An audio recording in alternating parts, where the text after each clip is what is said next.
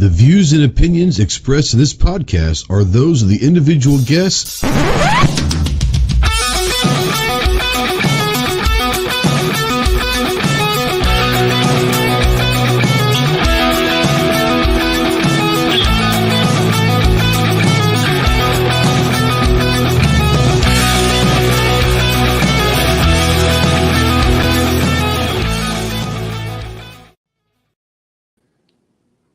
Going on, my Go Squad? Welcome to the Armed Citizen Podcast Live. This is episode number 291.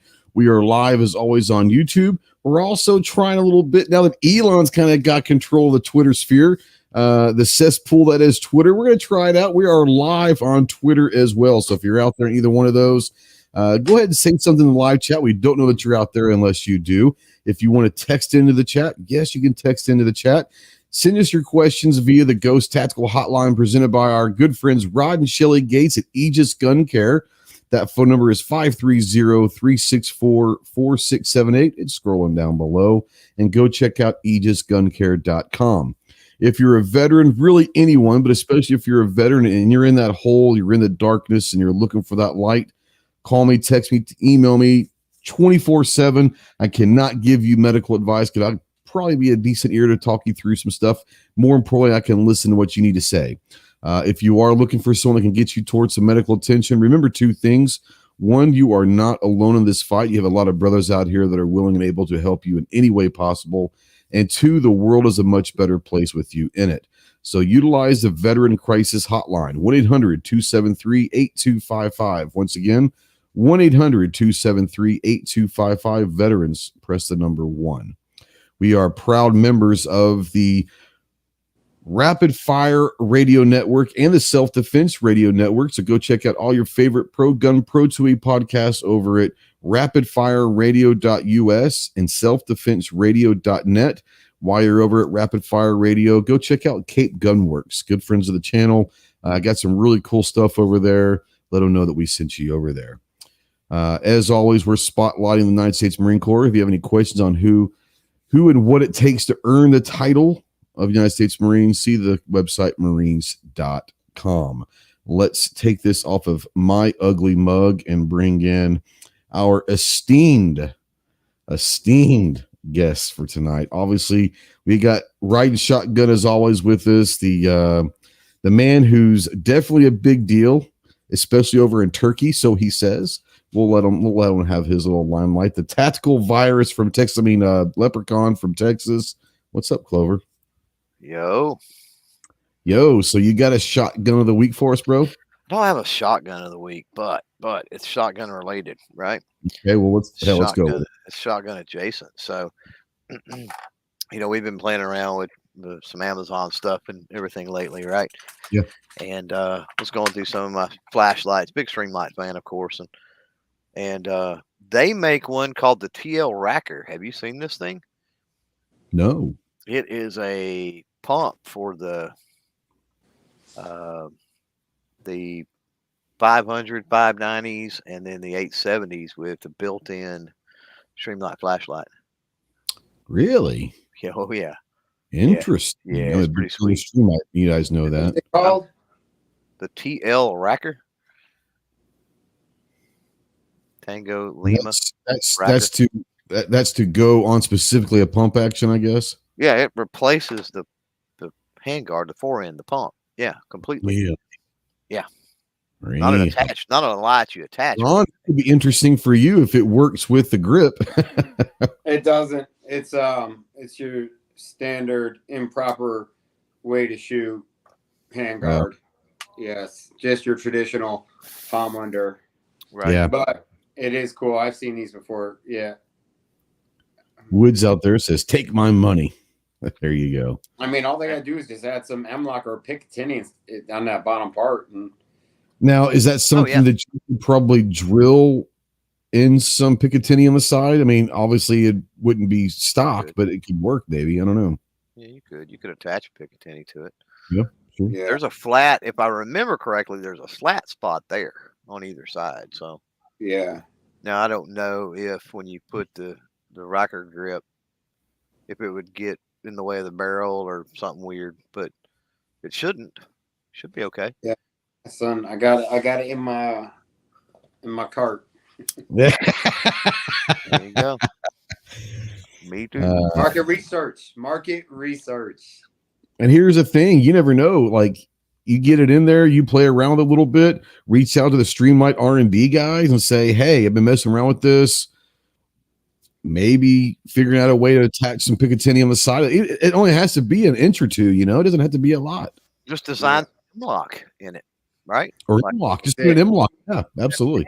anything. Because I'm running the Magpul, the MOE 4 ends on the Mossbergs, and that you just throw that MOE pick rail piece of pick on there, and you throw the grip right on it. No problem. Yeah, interesting. I love what Streamlight's doing. They're good people, good company. There are better lights out there. Of course, they're not the end all be all, but I'll put it to you this way. I would be willing to put up value of quality versus the buck you're paying. I'd put Streamlight up against anything out there for sure. I prefer Streamlight. You saw that post I did a couple weeks ago where you found that. Yeah, I found that. Yeah, that's right. You found a tail cap. Dude, that thing is legit. So now we have the option with the Ryker control with the Surefire tail cap. And I think I did it. And basically, you could do from start to finish, you'd be under $200. Can you utilize the Streamlight cable, or does it have to be the Surefire cable with that tail cap? So you buy the Surefire tail cap. Yeah. That's what that whole Ariosca connector was for. Yeah. And then you put the Ariosca onto the Streamlight. Yeah. So that whole and thing you utilize the pressure pad and the connection from the Surefire. The Ryker control is a Surefire plug-in. There you go. Right in. Actually, I have it on. I got it right here, I think. Yeah, because I use the Surefire cable. I didn't even try to see if the connection from the Streamlight would work into that, but I just went ahead and used my. No, it won't, because the Streamlight has that proprietary tail cap. Yeah. But you can get cables on their own if you needed a cable from Surefire cable and pressure pad. You can get those individually. So I'm sure you could just use a Ryker control single lead light option. I mean, I'm just saying. That's right. No, exactly. And that's what I'm saying is if you're looking for something, and that was a cool thing. That's why I found that. That's why I texted you and I was like, bro, like, because you and I, we talked already before. We're both Streamlight fans. Yes, but there's absolutely. Really no way to, until maybe Gen 2 or Gen 3 comes out of the Ryker grip, maybe to implement that. But now there's a way to use that Surefire control with a Streamlight, and you're golden. Well, dude, so since you and Clover started on shotguns, this was given to me not too long ago. I've been waiting on this for a while. This is the Black Aces Tactical Bullpup Pro, left-handed model. So the brass. So you don't hit the face anymore? It no longer ejects into my beautiful smile, right? So I've got the Ryker control on here. But what we found out is this is an older Insight light. So this is a white light off or IR option, but it uses a type connector. So we have this is the single lead laser option for the control into the light. And then we also found out that majority of all of the Hollow Sun lights laser combinations take the Crane connector. So we're going to be offering a package pretty soon on the website with all of that. So you're just all encompassing. But and I've been looking at the Black Aces, been talking with them a little bit. They've got a distressed bronze is that what that is? Okay, bro. Like, well, dude, this is the old one. Yeah, I just got sent like 20 minutes before we got on here the picture of the new updated one. Yeah. Oh my Sick. gosh. Yeah. It's all M-lock. It's lower profile. It's lighter. Yeah, it's legit. Interesting. And then, dude, they've got their new AR shotguns. They're coming out. They redesigned they're so much better. And we just shot those not too long ago. And the AKs. I'm sorry, not the AKs. They have a saw. Damn it, Scar. They have a Scar. Oh, a Scar. I'm sorry, saw. It's still badass. A saw would be amazing, but I think even Clover would get into a Scar or a Saw shotgun. A saw shotgun, that would be Would be amazing. It would be a baby Ma Deuce. So yeah, so one of the coolest things I saw at NRA, and Clover was there too, and we saw it over at the Umarex, the big airsoft company. They had a 240 Bravo airsoft, 13 rounds per minute, 4,500 capacity. Can you imagine just going to an airsoft match with that bad boy? Say, bring it, just that'd be amazing.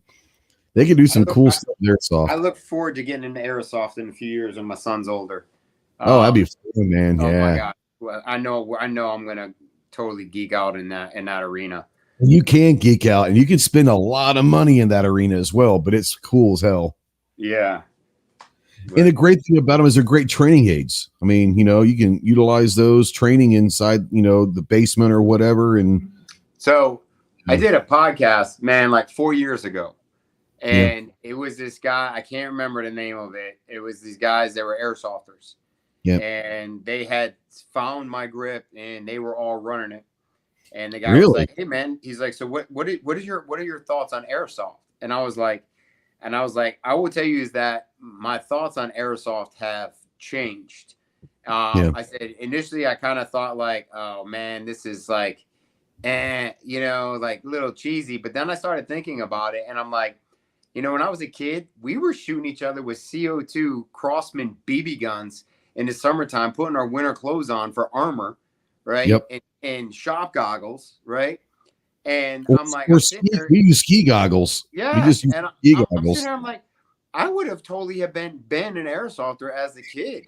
And he's like, well, this kid, he's like, well, we live in Long Island. And he's like, so all of our airsoft guns match our real guns. And we can train all day long on Long Island with the airsoft. He goes, but we travel, like his little crew.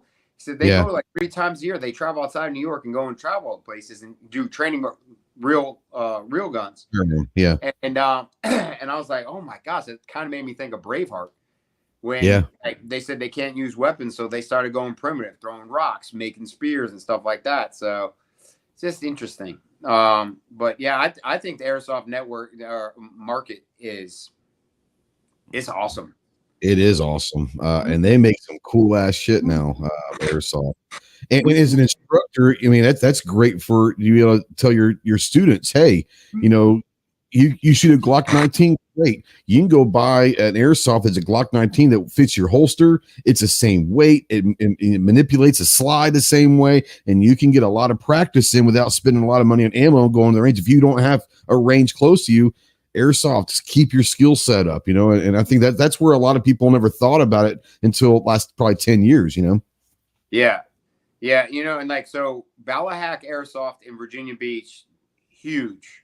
They're huge training facility. They carry our product in SNS Airsoft down in Georgia.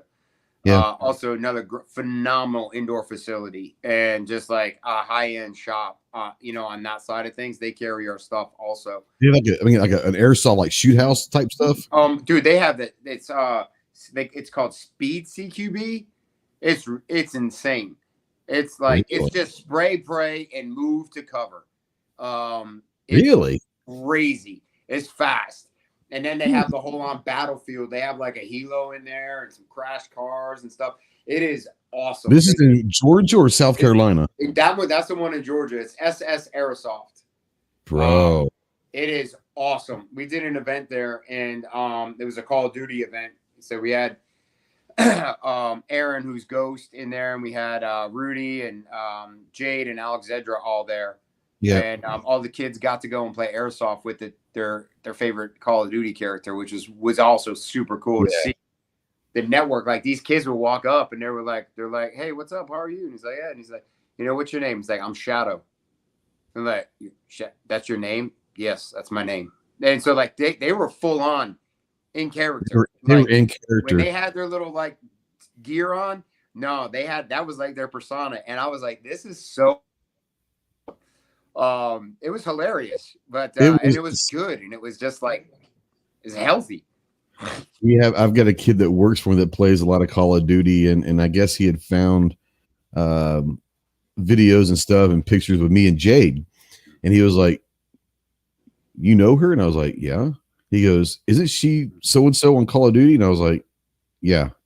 He was like, "Holy cow!" He was like, "You know a Call of Duty person?" I was like, "Yeah, I know Two Lamb, I know Jade, I know there's several of them that I'm not like great friends with, but I know them." And he was like, "That's crazy." I'm like, "They're just people, man, but it is pretty cool when you start seeing those guys when they're in character. That'd be pretty cool to have them like full on in character. That'd be pretty kids. Sweet. They're kids. They're like 12 years old. Like, yeah, they're like walking around like they're like sizing you up, looking at you like you're the real one." But it's funny. So did I tell you brought up Braveheart, and we'll get into the show here, guys, in a little bit. But this is what kind of what we do to have fun. But did I ever tell you my Braveheart story? I think I might have told you. No. I was in Okie, bro, when it came out, and we had just gotten jump school. Yeah, so I had just gotten back from Africa, and they had it on the Hanson Theater, that little crappy ass theater at Hanson. And so they brought us all in and all that and let us in for free and all of that. And can you imagine Braveheart with 300 Marines that had just gotten back from somewhere and everything's running high and all of that? I think they probably had to shut down that theater for about a week to clean up and fix everything, because that place everyone was just going nuts. And it was the coolest movie experience I've ever had, was watching Braveheart at Hanson 2 days after we got back. And it was kind of like letting us kind of let some steam out and all that, I guess. But it was insane. The coolest movie to watch on a military base has got to be Braveheart. Like, it was awesome. It was amazing. But yeah, it was fun. All right, before we get going to this stuff, guys, you guys know every Thursday, Saturday, and Monday, we're in our YouTube community tab. We have our pony polls, our Anderson Manufacturing pony polls. We have a little fun with them. Let's go through. We're going to bring Ron in and Clover in and all that. This is from yesterday. It's got 1.7 thousand votes. What would you rather have, Ron? A full-time maid, a personal chef, a full-time nanny, or a personal driver? Personal chef. Personal chef. Same here. That's just my. Yeah, we homeschool my son. I don't need someone else raising my kid. There you go. I like to drive. Yeah, same here. And I don't even know. Oh, maid. No, maid. No, but having a chef, having meal prep, and all that stuff, man, that's a time saver. That is a time saver. And on top of that, you have to worry about going to the grocery store, because they'll go do the grocery shopping also. Come on. Yeah. Come on. Chef all day. All day. Clove, what about you? Probably go maid. Maid? Yeah. I hate washing clothes, man. I hate washing dishes. Yeah, I don't like cleaning. I'm not going to lie. A lot of the comments were hilarious, and most of them were, "It's like my wife." I'm like, damn, dude. I'm not going to. Damn. Well, that's another perk is, that would probably, a maid would probably help my wife out the most too. So, yeah. Or you could help her out. Well, you've already said that you hate that stuff. So yeah. But you do it when you have to. No, I understand. 47% say personal chef. 41% say full-time maid. 9% say a personal driver, and a full-time nanny says 4%. I think that the nanny idea sounds cool, but eventually, like you said, that's just kind of like strange to have someone raising your kid. It's like, it gets weird after a little bit. Maybe a babysitter, like when you go on a trip or something, having someone to, so you guys can have fun. But a full-time like nanny, I don't want someone weird in my house raising my kid. That's just me. What was that movie with Rebecca De Mornay, where she came in as the nanny? Oh, the one crazy. And the other kid, yeah. Yes. Her husband was killed by that family in a drunk driving accident. She tried to make her kids hers and all that. Yeah. I forgot about that movie. That was a great movie. I forgot about that. Yeah. Next question was Saturday, 1.7 thousand votes. Of these, which is the best PCC? Beretta CX4 Storm, the XTAR EP9, a High Point carbine, or the Keltec Sub 2000? Ron, do you have a preference of those four? Well, I actually have a CX4 Storm. So do I. And I got it. It was a few years ago. A buddy of mine came back from Beretta Armor's course, and he had like that, this awesome deal. And he showed me that rifle. I was like, yo, this is cool. Yeah. So I got it. It was for a specific reason. Well, it was $185 when we got through his deal. So that was awesome on that. Helps. Golly. It takes the same mags as the 92. The Beretta 92. So you can run 15 or 30 round mags in it. And so I started looking at it as like, okay, well, I now have that set up. That's now a pistol belt rifle combination setup. So that uses two weapon systems that use the same magazine, the same caliber ammo. So I have the most experience with the CX4 Storm. I use it in a lot of my carbine classes. It has that built-in Picatinny on the front, so we throw a grip right on it. Absolutely. And, dude, the gun is solid, man. It's a lot of people shit on it. I've never had a problem with it. They don't make it anymore. Yeah. I got mine, I don't know, golly, 5, 6 years ago, 7 years ago, 8, I don't know. It's been a while. It was when the CZ Scorpion kind of just first came out, and I had that. And I had a guy ask us, "Hey, you're a Beretta guy?" And I was like, "Yeah." And he goes, I got the CX4 and the PX4, the pistol version, and the subcompact." And he goes, blah, blah, blah. Asked if I'd be interested in a trade. So I traded him my CZ Scorpion for the CX4 and the PX4. I think I got a pretty good deal on that. And I've never had a problem with the CX4. A lot of people don't like them. I think they look cool as hell, but I've never had an issue with them. Are they the best thing in the world? No, but they're exactly what you need. They're going to go back. Like it's fully you can make it. It's ambidextrous. So absolutely. Everything. Set it up so it ejects left or right. You can change the charging handle around. You can change the safety around. I actually thought it was pretty smart. That again, being a lefty, those little things like that are appealing to me. So you're just weird. You have that weirdness about you that you have to think about shit like that most normal people don't have to worry about getting hit in the face with brass. So real quick, a shout out to Mandatory Care. They're my favorite Coastie. $6 super chat says keep fighting. We'll always. You guys know that we do not encourage nor ask for them, but all know that all super chats go to sending care packages downrange to our men and women over there. So thank you for that, Mandatory Carry. We will always keep fighting. Clover, of those 4 PCCs, do you have a favorite? I'd probably go Beretta because it's just in a different class than all the other ones. Yep. That alone, right? I mean, yep. And here's the thing. I'm a Beretta guy, obviously. I will say this, and I said this a lot, and Clover, you said it a lot, and Ron, I don't know if you've had much experience with the High Point carbines. Say what you guys want to about High Point, and there's a lot to be said. But the carbines, if you haven't had any experience shooting a High Point carbine, experience one. They're actually really good. Are they a little bit on the heavy side? Yeah, they're High Point. They're gonna be a little bit heavy, but they are actually phenomenal carbines. And for $250, I would never have a problem telling someone, if you're looking to get into a PCC and you have $250, you literally cannot go wrong with the High Point. They are really actually pretty good. So the High Point, the X-Star was on there. What was the other one? Sub 2000. The Sub 2000. So the Beretta, interestingly enough, is the only one I don't own. Now my High Point looks like a Beretta. Do you have the stock conversion thing? Yeah. It's the first gen 995 where they made the Beretta Storm style stock. And there's nothing wrong. So I own all 3 of those other ones. There's nothing wrong with those. They're good. Good carbines. But I mean, it's Beretta versus small companies, right? Exactly. By the way, someone came out earlier. Daniel got us my judge, the hand that rocks the cradle.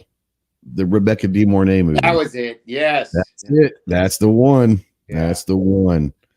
That's the one. 1.7 thousand votes. 52% say the X-Tar EP9. 26% say the CX4. 13% say the Sub 2000, and 9% say the High Point. It is what it is. Yeah, sound me like an awful lot of people don't really admit stuff there, but there's a lot of people that either haven't tried it because it's High Point, or won't admit that they like the High Point. I don't think the High Point's the best one on the list, but it definitely isn't the worst one on the list. I'm just going to say that. The last one we put out last Thursday, it's got 1.7 votes. I had some fun with this one. I got a lot of anger in the comments with this, which I expected. And I'm not saying that I want any of these fools to be the president. I just thought it would be fun. Of these, who would you like to see run for president? Dave Chappelle, Dwayne Johnson, The Rock, Kevin Hart, or Snoop Dogg? Of those four, would you rather have it? If one of us said they were going to run for president, which one? Not saying you'd vote for him, but which one would you like to see run for it? Ron, you got a preference on any of those? Chappelle, man. Chappelle all day. The GOAT. Absolutely. The Rock came out and supported Biden. He's deep state. Oh, did he really? I didn't know that. I saw a thing where there's like a $3 billion sexual assault lawsuit from the WWE getting launched against him right now. Really? Yeah, I haven't seen anything else on it. I saw his article, read it quickly, and then it was gone. And funny how that happens. Yeah, Kevin Hart's funny, but you couldn't take him serious. And Snoop Dogg again is also, he came out and was pro Biden and all that stuff. So I trust their I don't trust their judgment. Whereas Chappelle calls it he's right down the middle. Yeah. Nobody's Have you ever seen his bit buying a shotgun? Yeah. It's hilarious. Oh, yes. This one will pepper him up, but it won't. This one will kill a man. That one won't kill a man. That one won't kill him. It'll pepper him up. That was great. The poll, 1.7 thousand votes, 54%. Oh, I'm sorry, Clover. Of those four, do you have a preference? Chappelle, yeah. I figured that. 54% of the votes were correct. And let's say Dave Chappelle. 26 said The Rock. 15 said Snoop, and 5 said Kevin Hart. I think the thing about Kevin Hart is people are just, they don't like short people, and I'm offended by that. So, it is what it is. Those are our pony polls. Go check out AndersonManufacturing.com. Say thanks for taking care of the pony polls. Clove, I know that you've got you had a question for Ron. So go for it. So how's the bow, Ron? We were just talking about that. It's good. I was doing it today. I mean, I've seen that back there, and I remember it come apart on you and whatever. So you lost the arrow. Yeah. So what happened is I had the wrong side quiver on. Oh, real quick. I want to kind of give some context. So all of us were staying in a house together last year in South Carolina for the gathering. Me and Ron, Clover, Danny, and Josh. Ron went out to the front yard. It had been raining literally all week. It was just a sloppy mess. Ron went out to the front yard, was getting some bow work in, had a target and all that. And he shot one, and it went like crazy. And we spent like literally an hour, all of us, like, combing the area for this arrow. We never did find it. So there's a context to this. Anyways, go ahead. So it ended up my string snapped. So it was the same effect as dry fire a bow, which you don't do. But yeah, Clover. So what? My bow tech's the one who figured it out, because the side quiver I had on there, when I set it down on the stand on the ground, the knocks were below the bottom cam, and they were getting mud in them. And when I put the knock on, it didn't fully seat. Yep. I hit a point of resistance, and that's what did it. That's what made me. It gave you the same effect as a dry fire. And my bow tech was like, he's like, hey man, he's like, did the other arrow you shoot have mud in it? And I was like, well, it was sitting on the ground. I picked it up and I put it in. He goes, I guarantee you that knock had mud in it. This is what happened. Yep. And it just launched, and he goes, and that's why you didn't find arrow, because it's probably like in a tree somewhere. Yeah. So no telling. yeah, man. But no, I took it in. I got it fixed. That Matthews B3X. There's no damage. I mean, it's a lifetime warranty on it and everything. Now I've since shot it so much I've had to have my cams replaced. I blew the ball bearings out in 13 months. Had to get my cams replaced. But I shoot a lot.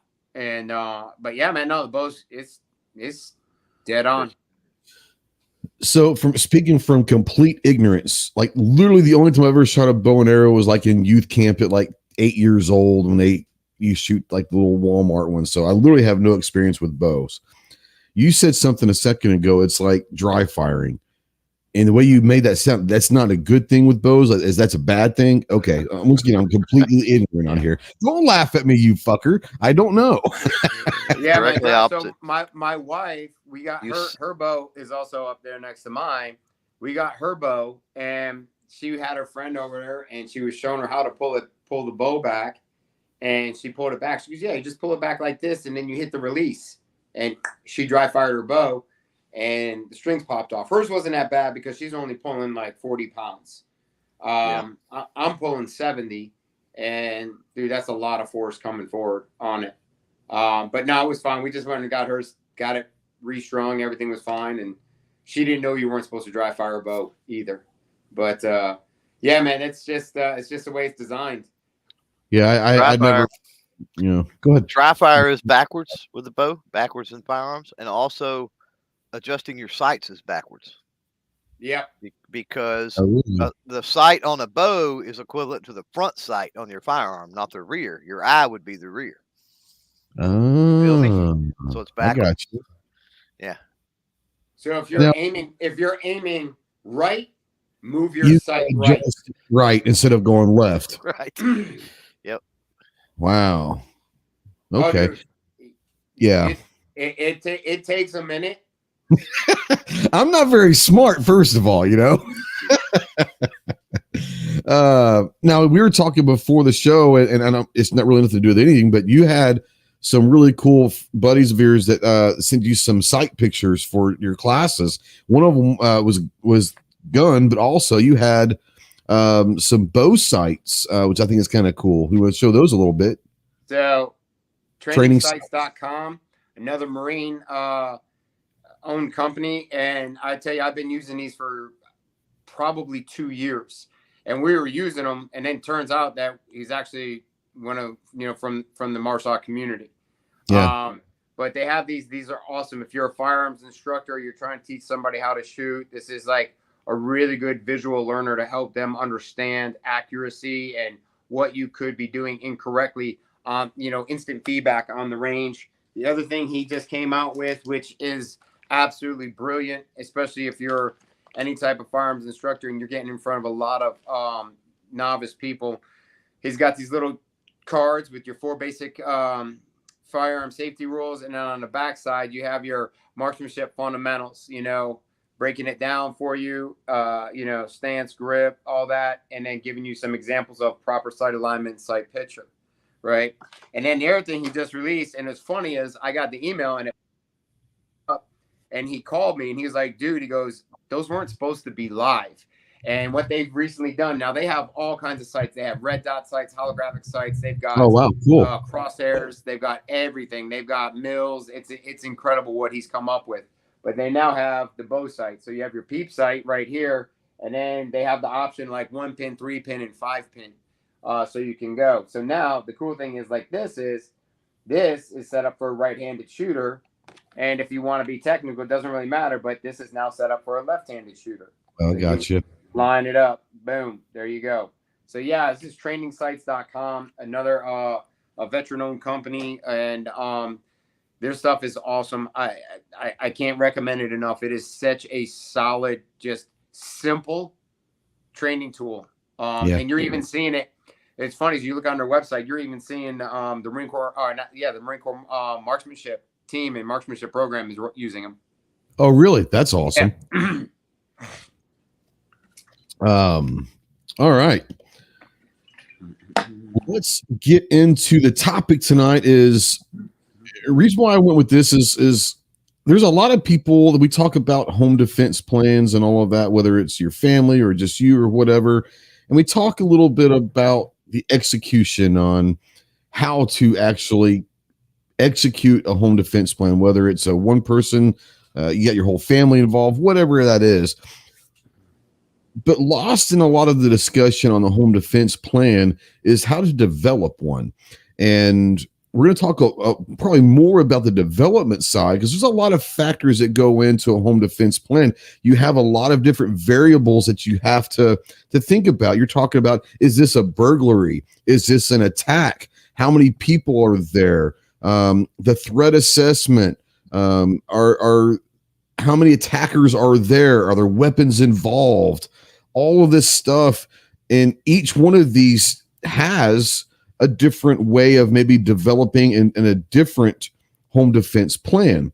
So before we really dive deep into how to develop that plan, with Ron being a firearms instructor and teaching classes, and I'm sure home defense plans come up a lot in these questions and classes and all of that, whether it's a CQB class or just a regular firearms class. A lot of people are getting into firearms for self/home defense. I want to bring Ron in real quick and say, I was talking about some of the variables that you have to kind of look at before you even start writing down or developing that plan for you and your family, or maybe for some of your students. What are some of the variables that you take into consideration when deciding what kind of plan you're trying to get into? So I teach a situation awareness seminar, and in that talk about security and layers, and Cooper's color chart, and just remaining situationally aware. And the first thing you can do is keep your face out of your phone, keep your head up and your eyes open and observing, just constantly looking around. Know where you are, know where you're going, know where exits are, where all that stuff. Yeah. Yep. Now, when it comes to like the home, it's real easy to go absolutely overboard too fast and spend too much money. And so what you need to do is you got to make a list and do things in phases. See what you move into a house and see what the house already has. Okay. Mm-hmm. All right. So is there a pre-existing alarm? Do I need an alarm? What are the locks? My dad brought me up a different way, and we didn't move much, but anytime like we moved, we changed the locks. We changed all the locks in the house. Like he was ruined and just taking away all possibility.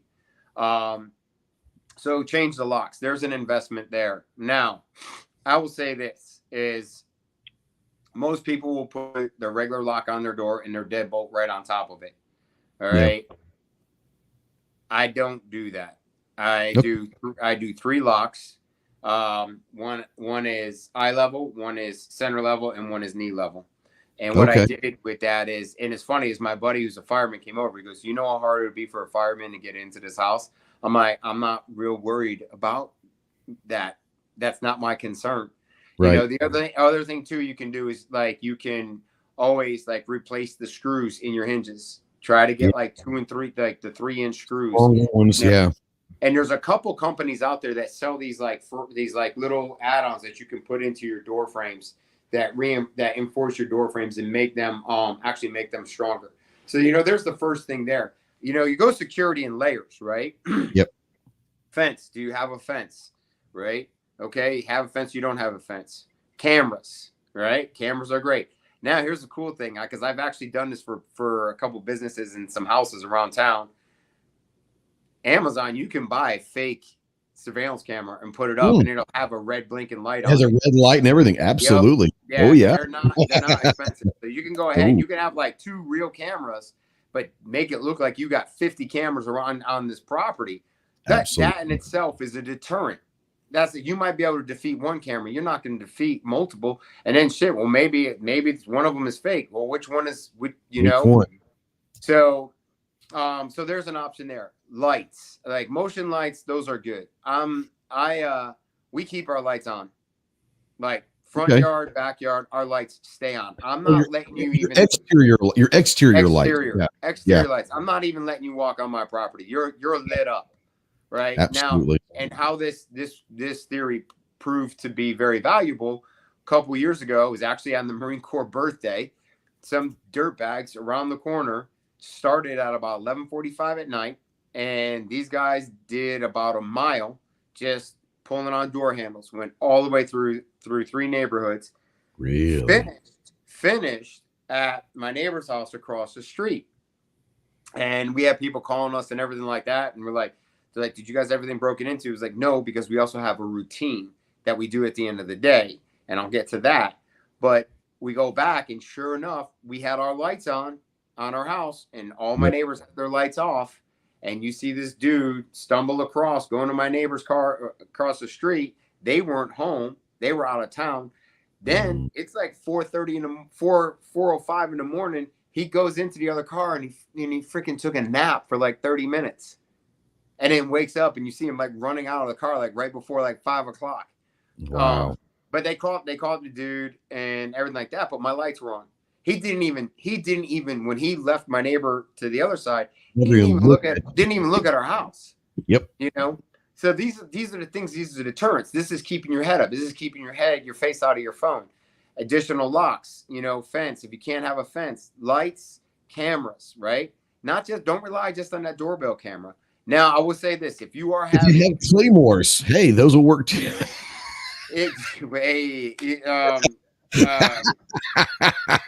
OPSEC, my bad. Yeah. If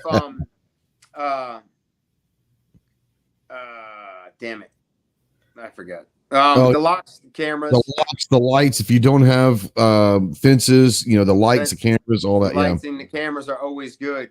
So I always tell people: fence, lights, cameras, locks, action, dog, gun, 911. That's the order, right? And I always joke. I'm like, if your dog is under 40 pounds, you have a cat.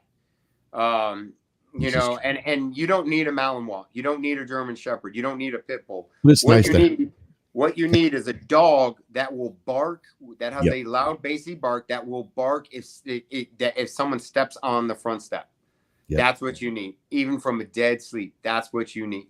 As far as a dog. Now, there's another thing out there, and you can look this up. You can go right to YouTube, and it'll probably be the first thing that comes up. It's 3M security film. Mm-hmm. The 3M security film is legit. Now, for me, it's multi-layered. So I like things that do more than one thing. It goes on the interior pane of your house. It's an expensive process. You can get it in tints, you can get it in different hues and stuff like that, but it's also a UV film. So it will also prevent carpet and paintings and pictures and stuff like that from sun fading, right? Which is nice.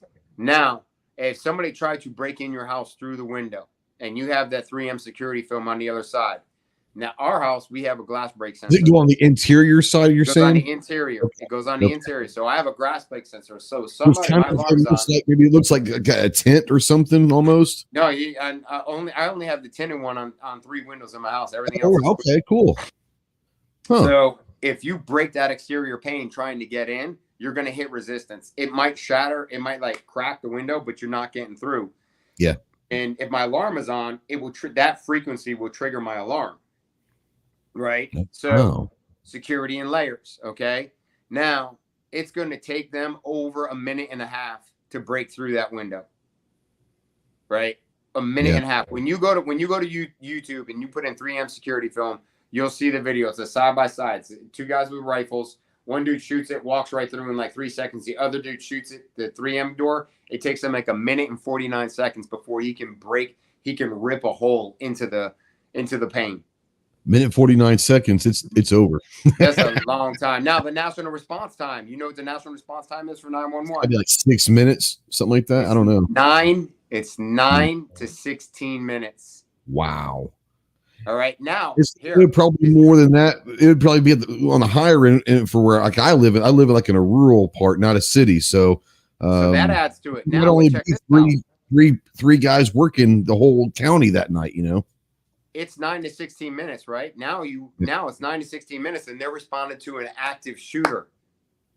They can't just roll up and roll right in. They have their protocols that they have to follow now. So That's that right. 9 to 16 minutes now legit just turned into 35 minutes. Yep.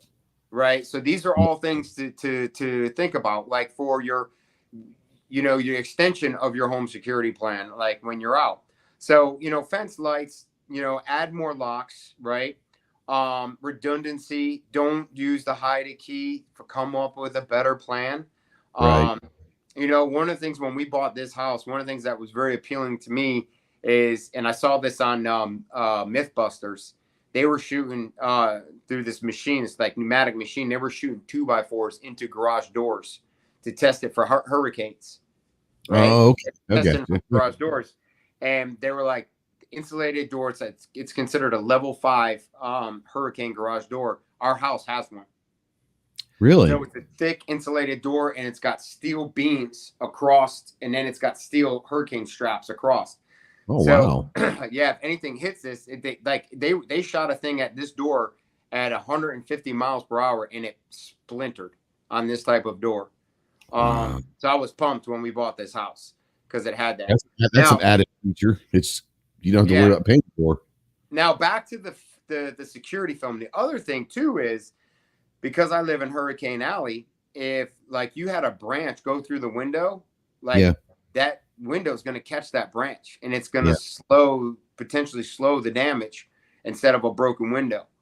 And the glass isn't going to fly into the house and all that stuff. Now, this is why I suggest everybody should tint their windows. It doesn't have to be limo tint, but you should have tint on your windows. And I'm not talking about the stuff that bubbles up and turns purple from Walmart to do it yourself. I'm talking like a good ceramic tint. Now, yes, one, if you're tinting your vehicle, right, it's a deterrent, because if your tint is dark enough and someone's going around a parking lot, they're going to have to stop and inspect. They're going to have to shine a light. All right. They're going to roll right on by. All right. Now, if you're in a car accident or someone tries to break your window and you have that tint and you have little ones in the back, you have babies, you have infants, right? That glass is going to go everywhere. If you have that tint, it's a blanket. You'll have very few fragments getting in there. And it's just an added layer of protection. Because here's the thing, when you're involved in a self-defense encounter that's leading up to the potential of deadly force, two things you probably aren't going to have on: eye pro and ear pro. Yep. So being able to control what you control, in that type of environment, set yourself up for success and plan on that. The other thing too, the most important thing you can do is if you don't live by yourself, you have roommates, you have, family, wife, kids, and it doesn't matter the age. One of the things I always talk about is assets and liabilities. Yeah. One of the big things that you can do is the best thing you need to do. And I tell everybody, it takes my training. You guys have made an investment in yourself. Yeah. Please go home and share this knowledge with your family.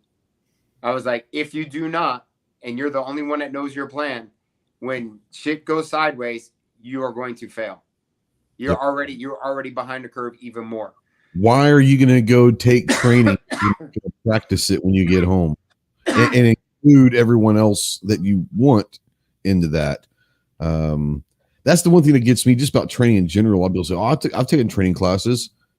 Great. What have you done since you got home from that class? Have you practiced what you learned? Oh, some things. Okay. Well, might want to try that. So before my son was born, my wife was my asset. She's my ride or die. Then my son came along. She's now a liability because her priority is him. And I am the security. And now as he's gotten older, we've been developing him to be situationally aware, to be an asset. Yep. And I've done a great job at this. So, we have done a great job at raising our son to be the asset. His situation awareness, we do SILS, we do stop, look, and listen. We've been doing this since he was 3 years old. He's carried a med kit since he was 3 years old. His willingness to step up and help somebody that's injured or just looking at them and they look like they need help, he has the courage to be like, can we go see if that person needs help? We were traveling up north this October. We pulled over at a rest stop. He and I go use the restroom, come out, we flip flop. My wife goes in, we got the dog. So my situation awareness is that I'm in a 20 meter circle right now. I'm just looking for the immediate threat around him. My wife comes out, we're sitting there, dog's walking around. And this is one of them state rest stops. So you have your buildings, you come off the highway, you have the car parking right here, but then down in the back, it's the tractor trailer parking. Mm-hmm. So we're walking, and my son turns, and he goes, and he's only, is he 6? He's 6 at this time, just turned 6. And he's just like, do you guys see that lady down there? And there's this lady in this tiny car just not paying attention on her phone. He goes, doesn't she know that those truck drivers could just come and steal her? Like, why is she so careless with her life? Like, Awesome. Dude, he was so angry that she was making that bad of a decision. But the other thing, I'm sitting there, I'm looking at it, I was like, I didn't even see that car. Because it wasn't, oh, really? I wasn't looking for it. Wow. It was beyond where my immediate threat zone is. Sure. He saw it and pulled in all those details and translated it to us. Yep. So again, that's that developing that asset, making that team, that nucleus. My son doesn't get a device when we drive around town. He can, you could come here and I'd be like, hey, Ryker, just go with Trey, tell him how to get here. And he will terrain associate you, and he can get you. Awesome. Dude, he can't just terrain associate you to Wilmington. He can get you to the range. He can get you to Jacksonville, to the bow shop. He can get you to Camp Lejeune, and he can get you all through Topsail Beach. That's crazy. Like that's the asset that you need. He knows where the hospitals are. Right? Yeah. He knows where the police stations are. He knows these things. He can open our phone. Safe houses will be with friendlies or whatever. Hey, if I'm in this area, I've got a friendly that I can get to, you know? Yeah. That's crazy. So the home security thing, it's beyond physical means too. It's you have to have a plan, right? Fire extinguishers are a huge part of home security. You know, I ask people, I'm like, do you have fire extinguisher in your house? And they're like, I do. And I'm like, how many do you have? They're like, well, I have one. I'm like, where is it? They're like, it's in the garage. How many floors do you have? Well, we have 2 floors. I'm like, okay. I'm like, what happens when your stairs are on fire and you can't get to that thing? They're like, well, what are we going to do? Put the fire out? And that's the thing. Your fire extinguisher is not for you to put out the fire and save your house. Your fire extinguisher is designed for you to clear a path to get out of the burning house. Yep. Like, that's it. It's there to clear a path to move. And so adding that, then now let's get into like home security plan, power outages and stuff like that.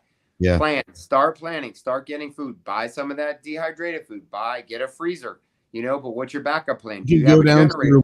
You can go down to your local Army Navy store and get some MREs. They're great. You know, the best thing in the world? Nope. Will it get you by? Well, hungry's hungry, but hungry's hungry. You know, so all of these things, right, come into play with all that. Like, dude, I just finished this book called Black Autumn, and I think it's written by Green Beret, like Jeff Kirkin and this other dude, and it's and they reference like, you know, BRCC in there and you know, a bunch of other dudes, and it's basically there's a dirty nuke that goes off by a couple terrorists off the coast of California. And then Saudi Arabia like destroys Iran with nukes, and then the stock market crashes, and our society collapsed, and it turned into tribalism and gang warfare. And this is all focused around like just outside of Salt Lake City, and it was fascinating. Like the homesteaders, and then there's the Mormon neighborhoods, and then there was the cartel that was moving through and everything like this. And then it's a really cool concept. And honestly, after I read it, as prepared as I like kind of think we are, I finished that book and I was just like, man, I got work to do. I got a lot of work to do. What was the name of that book? Black Autumn. And it's actually a 5-part series. And I'm gonna dive into it. But Only the Dead dropped on Audible today, the newest Jack Carr book. So I've already started that. But yeah, man, the home security stuff it's big with me. And the thing is, it's simple things that you can do. Like, so I said, we have a routine, right? And this goes back to the Marine Corps, dude. It doesn't matter. We have a door in our house that has 3 locks on it, right? Yeah. We've lived in this house 10 years. We have opened that door twice. Yeah. Right. I check those locks every single night. Before we go to bed, I check all the locks. Boom, boom, boom. And we have our monitor up with our cameras up. So I scan there. I do it every single night. Set the alarm. Dog goes out, comes back in. Set the alarm. Lock all the doors. Boom. And then the last thing I do, I grab our keys and I make sure both our vehicles are locked every single night. Even though I know they're locked, I do it one more time. That's why I press check my gun. That's why I do like just a little presentation before I leave the house every day with my carry piece. Always know the condition, of your weapon. So all these things come into play. And the thing is I teach this in my seminar. It's and this is common knowledge. It takes 21 days to form a habit. Yeah. 21 days of doing something consistently every day. Yeah. To form a habit. It takes 90 days of doing something every day for 90 days to form a lifestyle. Going to the gym. That's a great one. Drinking water, eating healthy, carrying concealed, right? Reading, doing all these things. It doesn't matter what it is. That's what it is. And, with the home security stuff, man, it's just really, constantly one of the things that we're taught, constantly improve your position, check your vegetation, check, no, hey, look, you drive in your driveway and you drive out every day. Have you ever walked? What's behind your house? You have woods. Have you walked back there? If you ran back there just because you're like, oh, I felt safe, can you run back there? Or are you going to sink? Is it muck back there? What are the conditions? So always know, you just got to make yourself familiar with your surroundings, and I mean, really that. And then the other thing too is be a good neighbor. Yeah. Be a good neighbor, because we are all of our neighbors. None of them want us to move because they're like, yeah, the neighborhood is way safer with you here. But, our relationship with our neighbors is great. Now, the thing too is like, they ask me for advice, like what we're talking about right now. Yeah, absolutely. And so now is like, our entire street is under video surveillance, and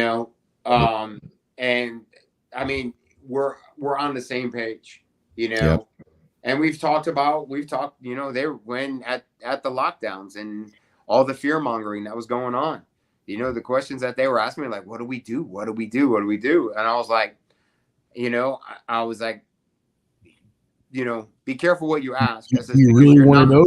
Because if you really want to know, then we can get down this road. Yeah. I told him, I said, you might not like what I'm going to tell you. And I was like, but if it comes down to that, and we make the decision that this is it, that we are a tribe, then I am the tribe leader, and there's going to be hard lines crossed.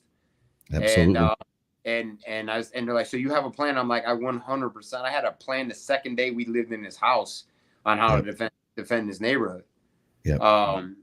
So it's just be a good neighbor, right? And then constantly look around your house to see how you do things. Now, like I leave every morning at 5:00, ride my bike to the gym, right? Yeah. It's right about a mile and a quarter, right? So it doesn't matter if it's raining. It's freezing cold out. I'm on the bike. I'm just going. Sure. It's just like, it's like coffee, kind of like, just like you're going. Yeah.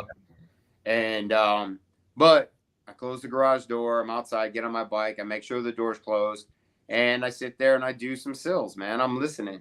I'm looking around, and my house is lit up, but I'm looking, and I go out into the street, and I'm looking and making sure I recognize all the cars that are on the street. And then I drive out of my neighborhood, and I'm looking at all the other cars on the neighborhood. And, and the thing is that you look at everything every single day like that, you will notice when something's different. And I always tell people, man, I'd rather be wrong than dead. Yep. I would rather be wrong. I'd rather call 911 and get someone hemmed up and have been, a mistake than be dead. Yep. And I don't feel bad about that. I've been asked by different people through the years and talking about this, that, and the other, and a lot of people don't pick up on it. But I mean, like, if I'm having a face-to-face conversation with you, and you're the same way, and Clover, he's probably noticed it too.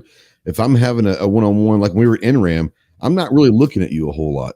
I'm listening to what you're saying, but I'm always, and then people say, well, isn't that kind of weird? I don't know, maybe it is, but they said, well, what happens if you see someone? And I was like, well, here's the thing. I'm not looking at everyone going, could that be a threat? I'm personally looking for someone that just doesn't fit in, whether they look weird or they don't look like they belong there. The car's different. I've never seen that car before.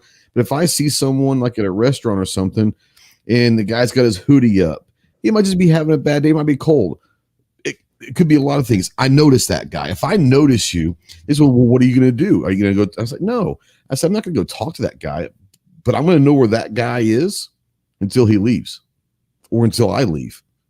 He's probably 99.9% of the time. That guy's not a threat, but I know where the exits are, and I know where I'm going to know where that guy is. Something about him makes me weird. I'm going to know where that guy is until either he leaves or I leave.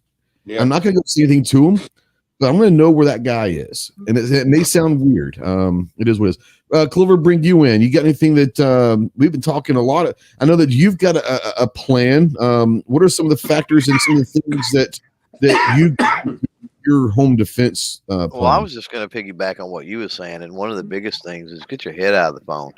You know, if you pay attention to things, and I catch myself with this all the time, like wasp are a thing for me, like I'm allergic, right? And so a wasp flying around in my peripheral, and even if it's lit on something in my peripheral, I will pick up on it. Why? Because that little speck in my peripheral, be it on a safe door or a wall or whatever, that's not natural. That's not normally there, right? Yeah. And I pay attention. And so my brain, I'm not, I don't know, Ron may be able to explain this a little better, but I'm not consciously thinking about it, right? Because I look at it, I'm paying attention to things every day. My brain goes, wait, something's different, right? And I don't really know what's different until I turn my head and I'm like, oh, okay, that's what's different, right? And same thing if you're out and in town, right? Like if you're watching people and you're paying attention to typical way people move and, you know, typical the way people walk down a sidewalk or into a building or up and down the aisles of a store, right? You pick up on the oddities real quick. Yep. Yeah, so, you know, you've got a lot of like the cars driving by your house in your neighborhood or whatever. Never seen that car before.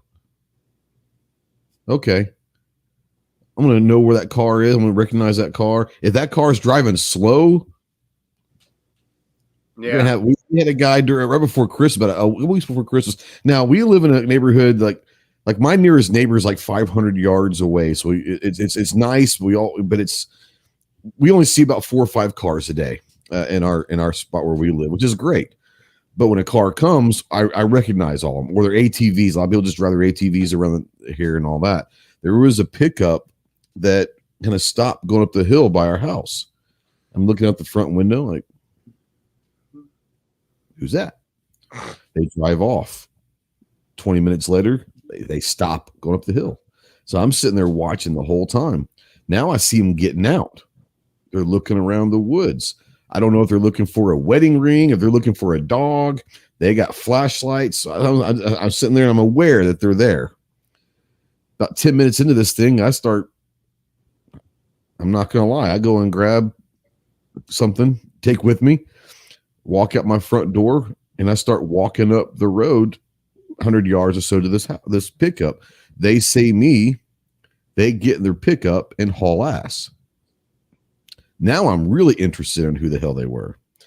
Nothing came about it. The next morning, my wife going to work noticed that there was a pine tree that was shaped like a Christmas tree that was like half cut lying on the ground. Well, they were basically trying to steal a Christmas tree instead of going to buy one.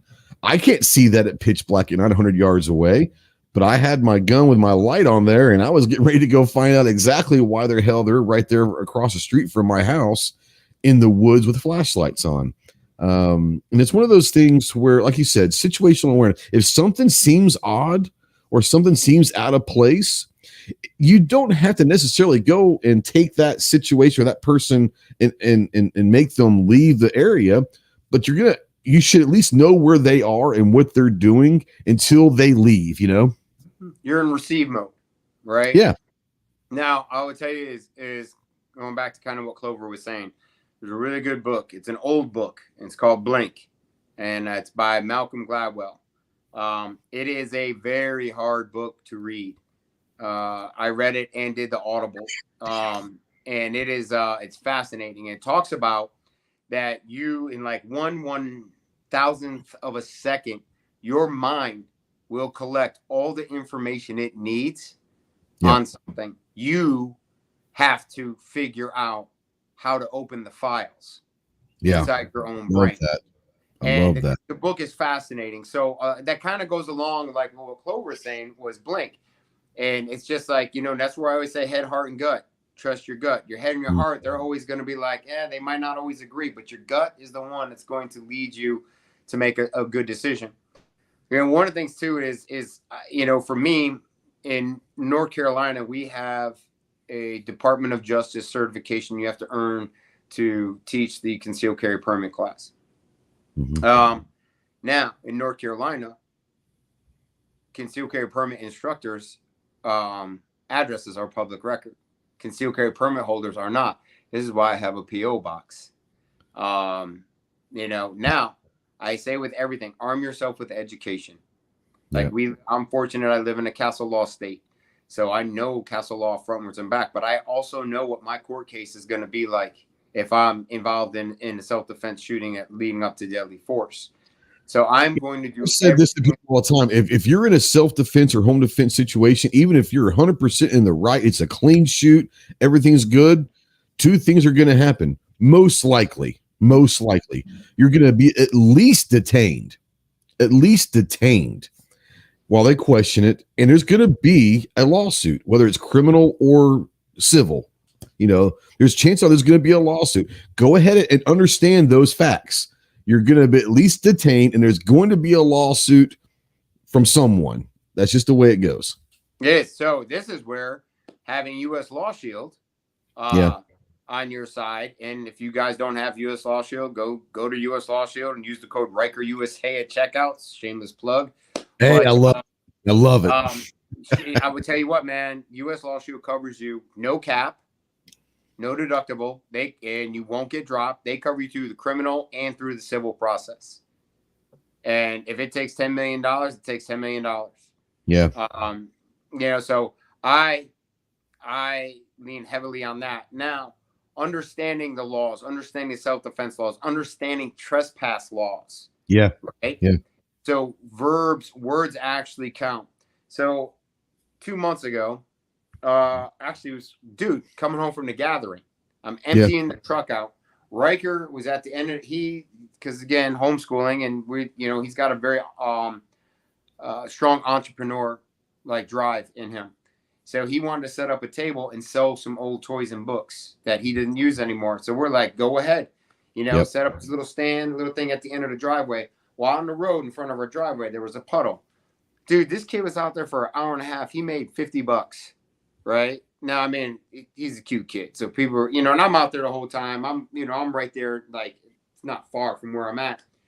And and I got it on my home video camera, and I'm grabbing stuff out of the truck, and I hear this car coming, and I can see this car, like, my camera's messing me up, sorry, cuts in, and almost like he's trying to hit the table, and he hits the puddle to try to splash my son. Oh, that's. So I run down to the end of the driveway, and I'm like saying, like, hey this, hey that. I'm like, what is your deal? And the dude turns around, and I'm like, okay, good. I'm like, Ryker, in the house. I run in, grab a rifle, rack it. Now, because I know the laws, I'm in my house. I'm in the garage. And I'm just sitting there because, one, this dude just tried to hit a kid. Yep. Right? Now he's brazen enough to turn around and come back. And I hope he comes into my driveway. And I just sat there, and the dude drove by and he had his phone up and he was videoing it. So I recorded the video. I went into the system, got it, called the sheriff's department, told him everything that happened. And the guy's like, man, you handled that better than I would have.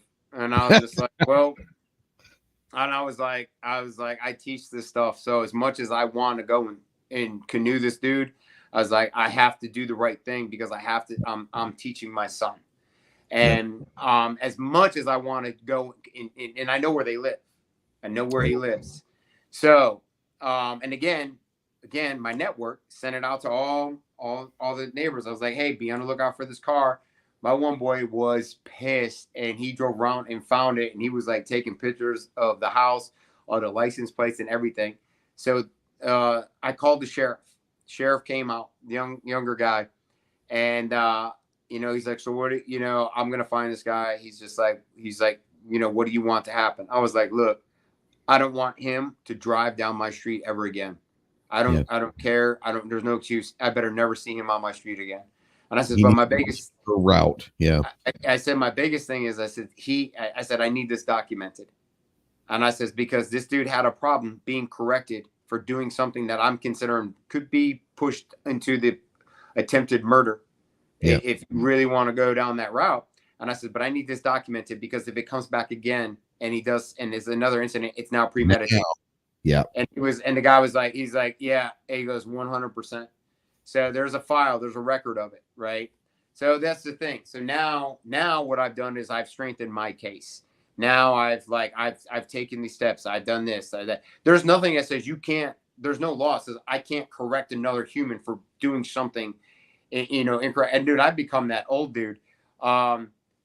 Scream and Skull Saloon. This is a Savage Tactician, their version of the Leaving Las Vegas shirt, with personally branded with Ryker USA. But thank you for liking my shirt. They're asked to set out. They love my hat. I'm going to shameless plug. Our buddies over at Wilder Tactical, great. Josh and the guys over there are phenomenal. You guys know that's my battle belt. Everything that Wilder does is great. This is their new hat. Go check them out over at Wilder Tactical. We're gonna plug our friends for sure. Yeah, but dude, so the whole thing is just is with the home defense thing. It's layers. It's know your neighbors, right? Know the area, know the cars that drive around. Like, we'd seen that car before. We knew he lived on, just the way he was coming and going. We knew where he lived at the next neighborhood over. Yeah. But the other thing is, arm yourself with that education. Yep. Breathe. And for me, I am always going to go non-lethal. I'm going to go 3 layers of non-lethal before I go to a gun. It gets to that point. At that thing right there, it's like, words. Okay. Words don't work. All right. Well, distance. I'm leaving distance. Well, this person's continuing to be the instigator or aggressor. Now I'm going to hit him with some pepper gel. Right. If that doesn't work, then I'm going to, wherever I'm at, I'm going to start throwing weapons of opportunity. I'm like, if I'm in a grocery store, I'm going to be throwing cans of ragu at their head. Absolutely. Yep. Right. And then if it's like pursues from there, then I'm left with no other choice. I have done all of these things. And the other thing on that is, you need to remember is I'm on camera. The moment you walk into any store, you're on camera. So, just like home defense, vehicle defense, like understanding the laws, the self-defense laws for your state are really important. Like New York, I don't know about Massachusetts, but Connecticut, you have, and I think California now too, you have a duty to retreat. North Carolina, we do not have a duty to retreat if you legally have a right to be where you are. So in Connecticut, if someone breaks into your house, right, and your bedrooms are up on the second floor, and they're coming upstairs, you have to make every attempt to leave your house before, not shoot somebody, before you can engage in a physical conflict with them.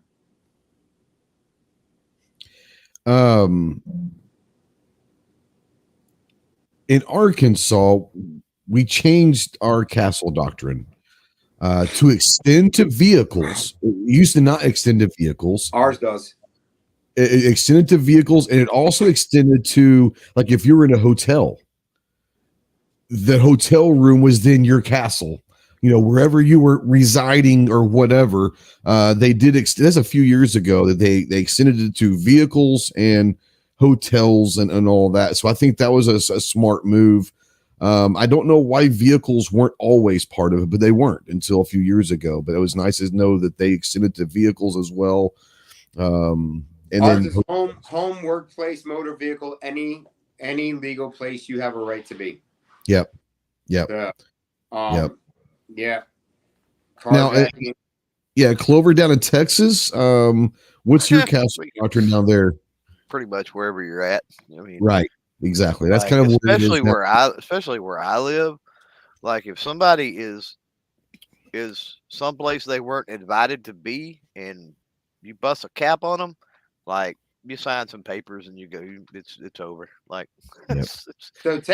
Texas also has where I could be like, hey Trey, I'm going out of town. Keep an eye on my house. Oh yeah. If you see somebody break in, you can walk over and you smoke can go over there. Absolutely. Because you have my permission. Yep, exactly. Yep, absolutely. Now you can actually in Texas give the permission after the fact. Does it have to be written, or is it going to be verbal? No, it's verbal. You could go over and smoke them, and then when they talk to Ron, all Ron's got to do was, yeah, I'm okay with that. He was taking care of business. You were watching my house. You're fine. Yeah. Pretty awesome. A couple of quick questions I want to ask both of you guys. In a home defense, a break-in, a burglary, whatever, middle of the night thing. Now, obviously, Ron, you said that you keep exterior lights out. I'm assuming you don't keep lights on in the house or many lights on the house. If someone were to enter the house, I'm a guy that like to keep the lights off in my house in that situation. Now, the gun that and we'll get into the guns here in a second, but the gun that I use has a light on it, and I'll be able to identify and all that. But for the purpose of that, I know where every piece of furniture, everything is in my house. So I like to keep the lights off. I would say I like to. If that situation happened, I would like to keep the lights off because now I have the tactical advantage knowing the layout of my house where they may not. In your situation, Ron, interior lights during this situation, are you turning interior lights on or are you keeping them off? We'll have one like hallway light on downstairs. Yeah. But the thing is you can't die fast enough, right? Don't rush to your death. Yep. So you nailed it. Castle. It is your home. It is your castle. You know your house better than anybody else. But if someone was to break in and they were to get past all of your securities, right? Your alarm, all your locks, your glass, all this stuff, and they're still coming, set the ambush. The ambush. You know, one of the things what led me to create my dynamic shotgun course is I have people like, what do you use for home defense? And I was just like, I use 9mm. And they're like, what? And I'm like, yeah. And I said, because, well, one, accuracy matters. And I was like, it doesn't matter, if it's a 40, 45, 10, 5.56. I put a hole in your head. I cleared your calendar. And I was like, and that's it. And I said, but the other thing I don't have to worry about is I don't really have to worry about a 9mm over penetrating my house and going exterior of my house where a 5.56 at close range is. A shotgun's going to do a lot of damage. The blast pattern is going to do a lot of internal damage. It's going to be awesome, but it's going to do a lot of damage that isn't covered by insurance because I've asked multiple insurance and they all said the same thing. Yeah. If someone broke into your house, the damage caused by the break-in is covered on your insurance. However, you made the decision to shoot a shotgun in your house, that's on you. Now, you're also talking about percussion and noise. A shotgun going off in your house. I mean, that could screw everybody up. A 9's not going to have as much percussion in that house. Well, we have ear pro in the bedroom. I'm just saying, but in general, a lot of people that don't. Yep.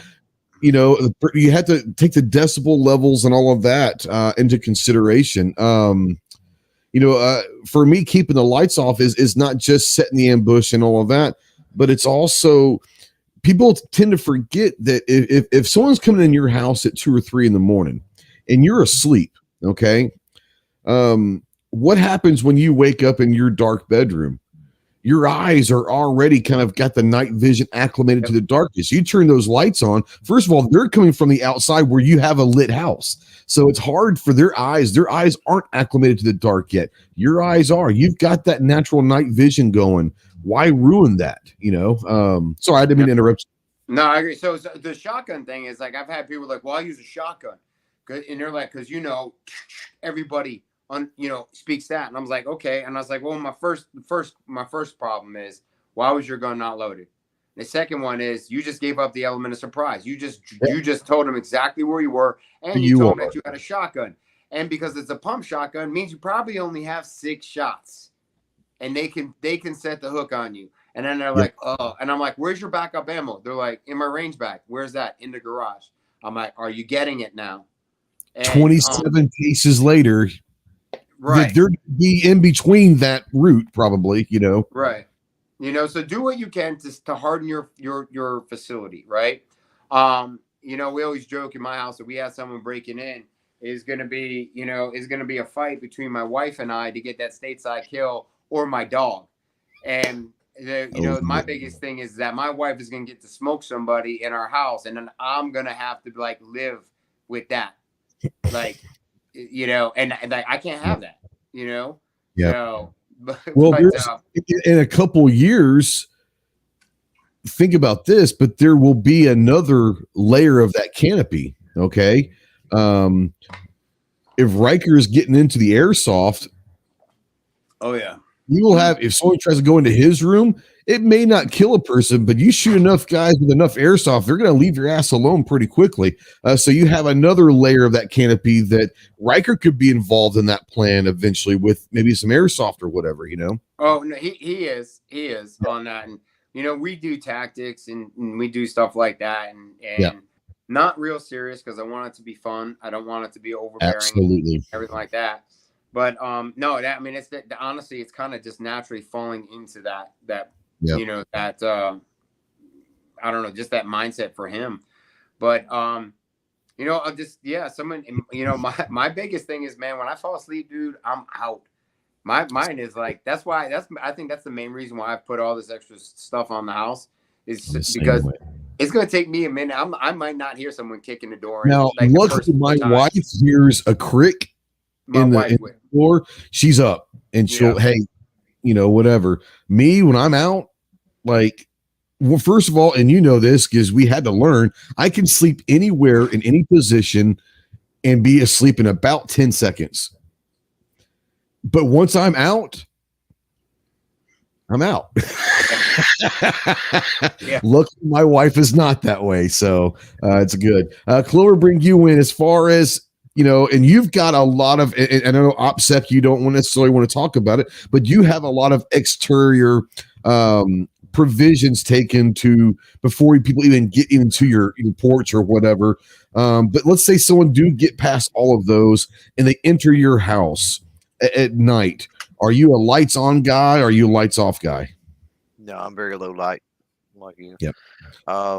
We got a couple walking lights, like on the baseboards in a couple of rooms, just enough to have enough little kind of light. But yeah, if anybody is on my porch that I'm unaware of, they intentionally came. I mean, it wasn't a happenstance. Yeah, I don't live on a city block or even in a cul-de-sac or you come to the front door of my house. You're trying to get there for a reason. Like you've come down a very long, very rugged, let's just say, driveway and through woods on both sides to do that off of a dirt county or blacktop county road and that sort of thing. So if you've gotten that far, you're seeking help. Because you're talking about somebody I wouldn't know. Because anybody I know is like, hey, I'm coming over. Exactly. I would be expecting them. So it would be somebody that was in some kind of trouble. Maybe they broke down on the county road, or maybe they broke down on the highway, which is on the other side of the property. But I guess if they walked the right way or seen, we have night lights outside, so you can kind of see that through the woods and maybe kind of tell and walk that way. I don't know, or maybe somebody got lost pig hunting, or who knows, right? There are some circumstances, but low light. And I mean, if somebody, I'm a light sleeper, so I'm going to know pretty much if somebody gets on the porch. We don't have the yappy little dog anymore. She was great for that purpose. Ron would say she was a cat, but either way, as light as I sleep, it would alert me and wake me up, right? And living in the woods, I mean, that's happened many, many times that I run to the door and it's a critter. Don't bring cats up around us. You understand? Yeah, I know. It's a touchy subject. The story is when me and Danny were on the front porch of South Carolina, and that cat went crazy. We all freaked out, and he was like, the only civilian here is the only one that didn't freak out. That scared the shit out of me. I don't know about y'all, but Cat, bro. Man, like chill. Yeah. Anyways, yeah, I get it. But yeah, I mean, if they go through all of that, if they, if I heard the front door crashing in, you know what I mean? Yeah. It's kind of like Ron said. It's like I know that there's intent. There's definite intent, malicious intent behind it. House. And I'm with Ron. I'm sitting in ambush. Now, unlike Ron, I've got a shotgun. My go-to for many years has almost always been the Mossberg 590. Now, are you birdshot, buckshot, slug? What are you going buckshot, hands down. Buckshot, full choke. And at the distance, I won't give away. I won't give away my ambush locations or anything, but at the distance that I would likely ambush, that choke is not going to open up enough that it's going to get center mass. There's not going to be that much damage, if any. In my house, who cares? In my house, who cares if there's a little bit of... Is it like 30, 35 feet or whatever when you are working on your choke spread and all that? It's like, is it 30 feet or 30 yards or something like that? I'm not a shotgun guy, but when you're doing up, 20 yards or so, I mean, you start opening it up pretty good, but less than that. And it depends a lot on the type of buckshot. I think you should get some dragon's breath, honestly. If you're going to go home defense with the shotgun, you got to get dragon. Right? But I mean, wait, it might burn down your house. Is that what you got? Worst case with me, little drywall or something, The cleaning up blood is going to be worse than fixing the is true penetration. You know what I mean? This is true. Kyle out there, buddy. That's the other thing about. Oh, sorry. Go on, Trey. No, I was just saying, Kyle's out there. Our buddy from Anderson, he's a Marine as well. We have never have guessed that Clover's home defense gun was a shotgun. They'll be a little facetious there. Kids were taught anytime once my oldest got to be driving age, anyway. We would, and there's 6 years difference or something maybe between the oldest and the youngest. But once she got driver's age, I mean, we would go places, leave them there and whatever, and they kind of knew the ground and knew the rules. And the 590 got propped up. Now, as Ron mentioned earlier, the whole rack crap, screw that. I mean, there's one in the chamber in the safety zone. It's like, that's screw. I'm not racking nothing. Like, screw that. That ain't happening. But yeah, I mean, they knew what it was capable of. They knew ambush points. If they were in the living room and something was going down, retreat back to ambush point. Hopefully, kill the lights as they go. That type of thing. So I'm crossing off my next topic. I'll let Ron come in here in a second with this, but you brought up something that I was going to bring up was my next topic. In your house, whether you live by yourself or with a family, wife, whatever, and obviously you've got a family there, Ron, and Clover's got his wife there. I've got my wife here. Does each person in your home defense plan have a task when that situation happens? If there's an intruder inside your home, is everyone involved, or do you say, hey, stay there?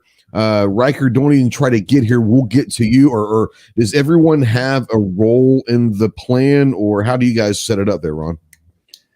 So yes, give up too much OPSEC, Yeah, you got to have your responsibilities, right? You got to have your lanes, but you also got to have the redundancy in the plan, right? It has to go forwards and backwards with your leadership. Yep. I'm not gonna say it that way. We have hard points that we could get to in the house and get to the hard points and then make the decision from there. Yep. We have supplies, throughout the house, and so it's just there. I will tell you this is if you guys have not done a what the fuck's it called? I just blacked out on it. It was those rooms where you go in and you're locked in and you gotta. You talking about the you gotta do all the puzzles and all of that. The clues. Yeah, God, what's it called? Yeah. I can't believe I just blacked out our name. We're addicted to them, and I just blacked out. Oh my God. You know what I'm talking about? Oh yeah. You go in this room and you gotta do tasks to get out of the room and you want to see escape room. Thanks, Kyle. Escape room. Yep. Yes, thank you. Escape rooms. You want to test your family's ability under a stressful situation. go do an escape room. Mm. We've done 4, just the 3 of us, and we're 3-1. 3 we finished, 1 we did not. It was And that one you didn't probably gave you a lot of good information on what to do better next time. It did. But the one reason, the other one too is, dude, we needed 2 more people. It was really big. It had like 3 rooms, that secret passages. It was big. But we were almost done. We were like 7/8 complete. Oh, wow. And time expired. And some of them are hard, and they'll give you hints, but our goal is like no hints, let's just go through it. But what I found is we had some other friends that went and did one, and they were like, yo, we did an escape room for TJ's birthday, and we're like, yeah. And my friends were like, we hated it. We were all ready to kill each other. Like, well, I was like, what? And like, there was the opposite in my family. Like, it was like, we're working together. It's like, all right, I'm over here, you over there, boom, boom, boom. Hey, here's what I got. What do you think about this? Let's come together, and it's about that flow of communication, right? Yep. Don't keep it all inside. You gotta let the plan be known to the team. So I say that is the escape room is a great option for you to go and try your family dynamic out and to see who's going to do well. Because it's self-induced stress. And like, like you'll feel the heat in there, like, whoa, and then like, you're like, man, I need to do good for my family. I need to do this. And it's a little deeper for me. So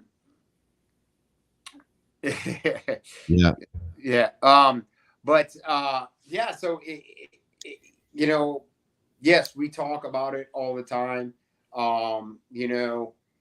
Everywhere we go, church, whatever, we have our plan. We have our specific place that we sit, and my wife is the same way. She's always there. She's present in what we're doing, but she's also aware of what's going on around us. And, it all goes back to situational awareness. It all goes back to situational awareness. Yeah, in our house, it's a competition. Really, it's really. So just like, wife, did you see that? No, I didn't see it. Oh, okay. Looks like I'm better than you today. Right. No, it's the same way it is here. But now my wife is not a gun person. She's willing to take that shot if need be, to and all of that. So I've got supplies spread out throughout the house. You probably don't have to walk more than 10 paces or 15 paces to get to something if you need to be around our house. But the way that it is for us is front door. Anyways, you got to come through our bedroom, and then the back of our bedroom goes into the master bathroom and then the closet. And so basically, if anything should happen, I tell her, get on the phone. You're dialing 911. You're going to put it on speaker, and you're not going to turn that phone off. You're going to let it go. You're going to go back in the back of that closet. There's something there for her if need be. And there's only one way in and one way out of that closet. And I said, if anyone comes in here that's not me without giving you that verbal command, that verbal heads up, you're taking that shot. And we'll worry about the rest later. But for me, it's one of those where I'll set up the ambush as well, to where they should never have to get to her, because they're going to have to come towards me. And if you come in through where I'm going to be at, no one should be coming there, because the only two people that are with me. So, my daughter comes over. Surely she wouldn't come over at 2 or 3 in the morning, but something happens. She comes up. If she's not, first of all, she's going to let us know. But if she doesn't, we've got a little verbal signals to each other. I almost got shot by my dad. Oh yeah. I was shit, dude. I think I was a sergeant, and I was like, this when they were still living in Connecticut. Yeah. And I was home, and the house they were living in, it was small, and the bathroom was near their bedroom, and my bedroom was upstairs. And I was like, shit. I'm like, I'm outside of the house, and I'm taking a piss, and all of a sudden the lights come on and like my dad kicks the door open. He's like, "Don't move, motherfucker." And, and I look up and I'm like, I'm still peeing. I'm like, "Are you for real, Dad?" And he goes, "You son of a bitch." He goes, "I should shoot you for waking me up." I love it. Man. Yeah. He goes, "What are you doing?" I was like, "I'm taking a piss. I didn't want to wake you and Mom up." He's like, "Well," because you did, and it could have been bad. Yeah, it was pretty funny. It was pretty funny. Yeah. But yeah. But the other thing too, like what I teach in my classes and supported by US Law Shield is people need to understand about 911. Yeah. 911 is a free service. It is a free public service, and it does not need to be subpoenaed.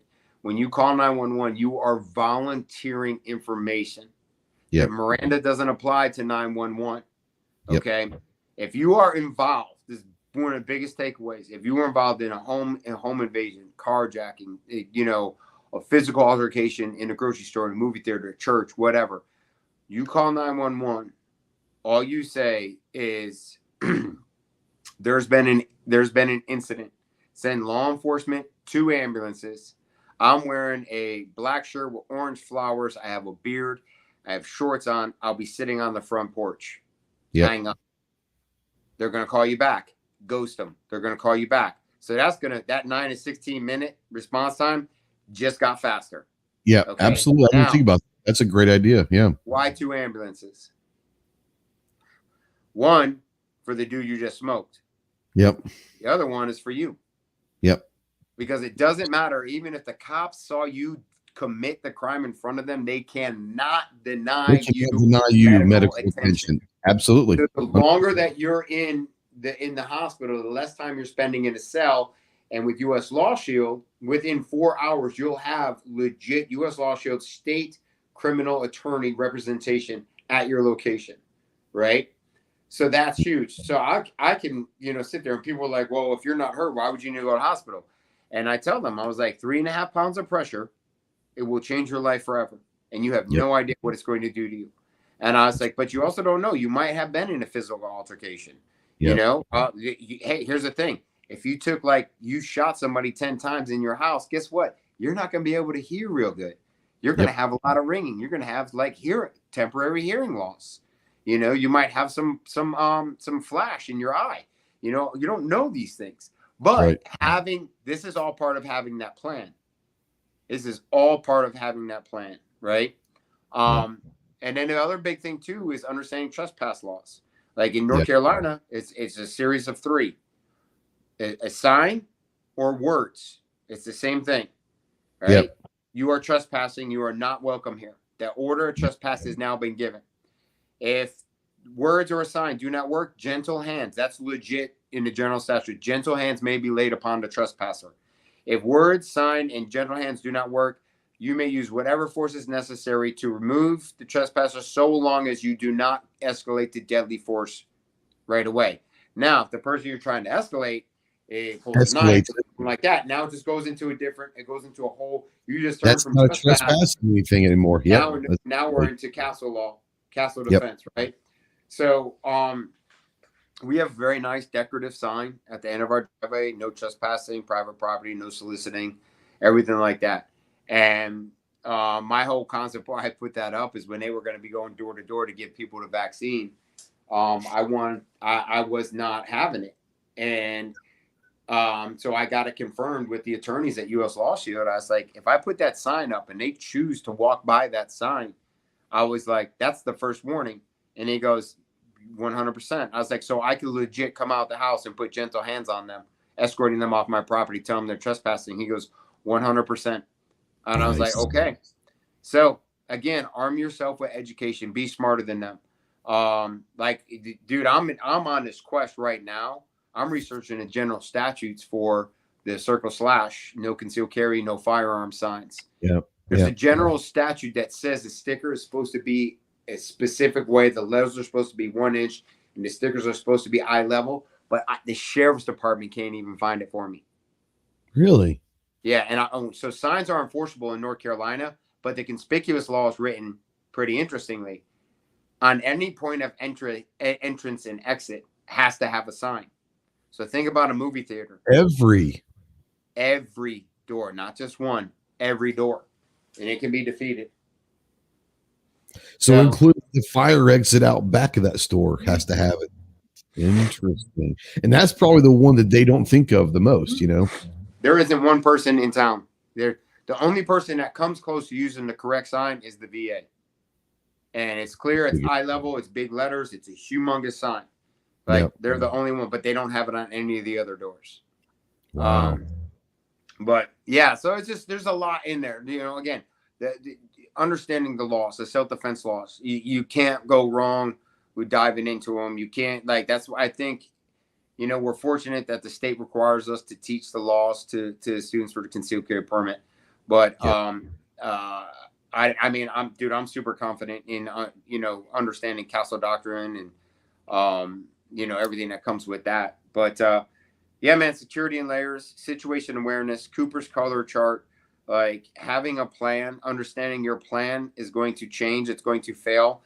That's fine. Make a new plan and continue to move forward. You know, if you make a bad decision, don't make that decision again and just keep moving forward. And again, try to bring everybody along with you. And then, you know, it just your family. Yeah. You know, that's the thing too, is like walking into a place. So say like, you know, we're at church. There's people that sit in the same area that we sit at every weekend for church. And I've already identified my assets. Yeah. Like I've already identified the dudes who are I'm gonna be like, hey, look, here's what we're doing. I can look at you and we're good. Yeah. So you know, it's just find the common ground, find the assets in, you know, in the crowd, you know. And what if you're out by yourself? You know, you're like in the grocery store getting some stuff, and like something happens, you see another dude in there who's in the same position as you. Now you have a team. You know, now you're rescuing people, you're getting people out. So there is a great, it was a reel or TikTok or short, I don't know. It's one of those. I know it's not a TikTok because I don't know on TikTok, but it's one of those little short ones, and it was one of the guys that was on Sopranos, and he's like, "You don't need an army; you just need 3 motherfuckers." That was Joey Diaz. Yeah, he's like, "You give me 3 motherfuckers, and we can take over," and that's what it is. You need to have your crew, and if you're on the same page and all that. Clover, I know you had a question for Ron. Yeah, I want to flip the script for a second, because what if you're out and about, and especially around where I live, I mean, there's many areas that don't have cell service, right? So you don't have that form of communication. Now, let's say you break down, you know, you hit a deer, it's a bad wreck that you've had, you know, maybe your wife's in the car injured or a child, whatever, right? And you've got to approach a place, somebody's house, right? Like you're trying to seek help. Like, do you have any advice, like how best to try to navigate that where you don't look suspicious or you don't look like a threat? Light yourself up.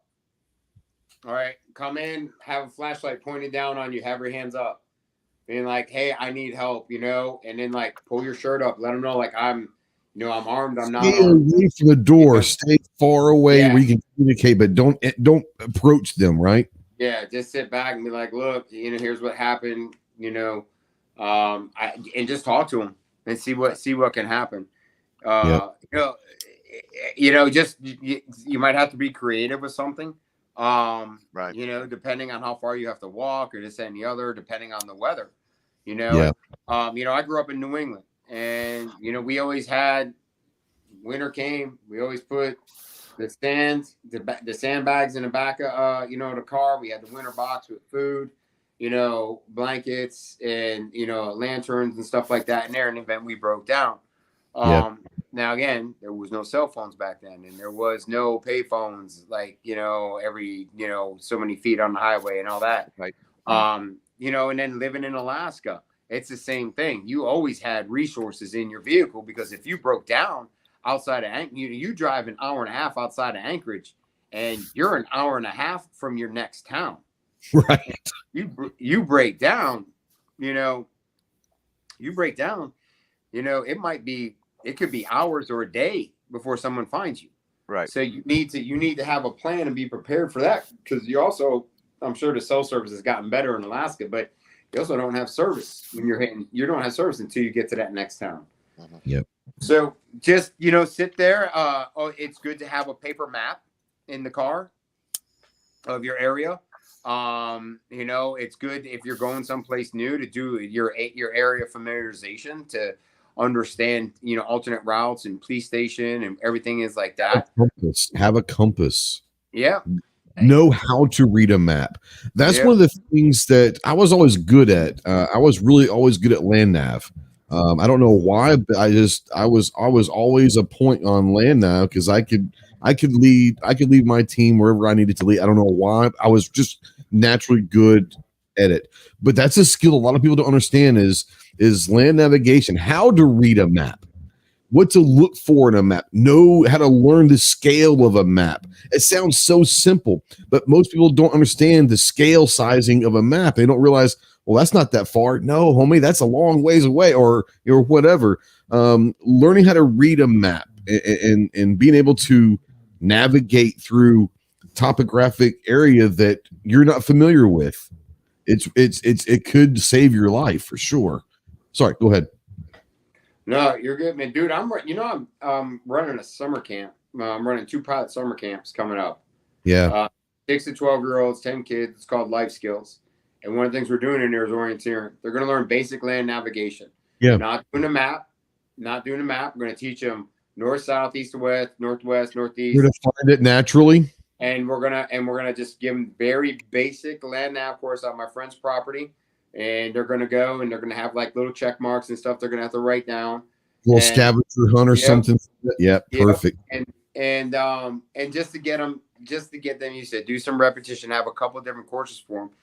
Because the plan is then the next year we get this thing up and running to where we want it to be. Then next year, the second phase of this is now they're learning a map. And now they're actually going to plan their own route on how to get to somewhere, and so just pulling all that in.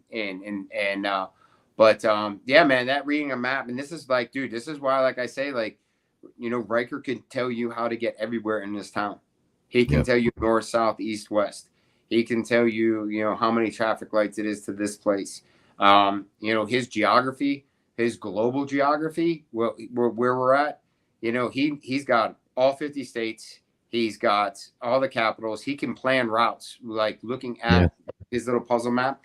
We tell him, like, hey, we want to go. I said, like, hey, we want to go see Uncle Jeremy. And he's like, Uncle Jeremy's in Florida. He goes, well, we can go this way right here. But if we're going this way, that means that we're going to be close to, like, Kiowa. And I was like, yes. And, and he goes, and then, he goes, and we could stop and have we could have lunch at that restaurant there. I was like, yes. So it's just like doing that terrain association with him. He knows North, Central, South America, and he knows all of Europe.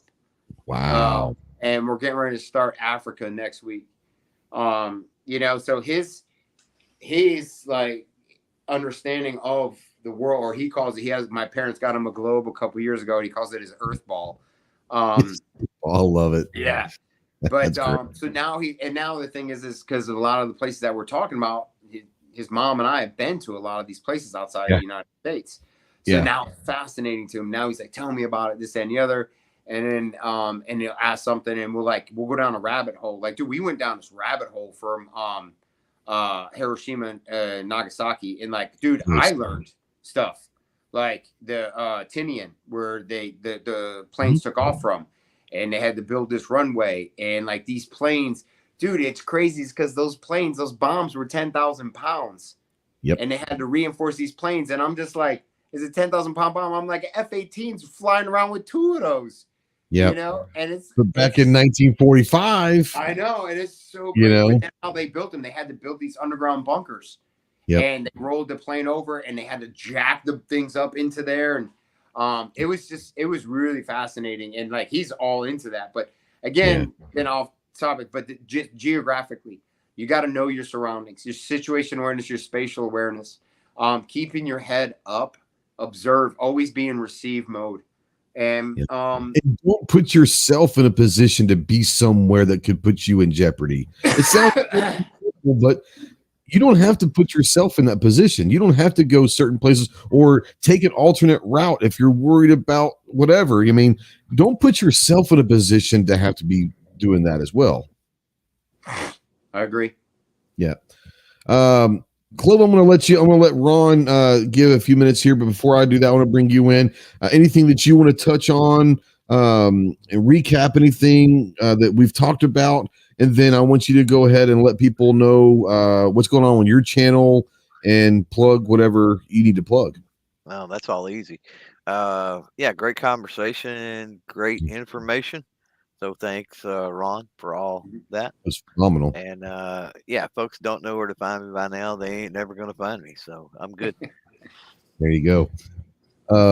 Ron, like I said, thanks for coming on, bro. You and I could talk this stuff and forever and be happy about it. Thanks for coming on and kind of spreading some of the gospel to people that may not have a home defense plan. And like I said, the hardest part of a home defense plan is developing one and understanding the variables that go into the decisions of that plan. You might have 10 different plans for 10 different situations. That's okay. You should, as a matter of fact. But yeah, I want to give you a few minutes. Obviously, everybody knows Ron is the inventor, director of training and R&D of Ryker USA.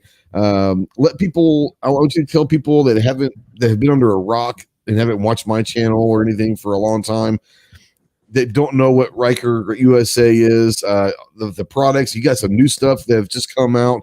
You've got some stuff coming down the line that's awesome. But also tell people where they can find you, social media, and all that stuff as well. The other thing, real quick before we transition on absolutely.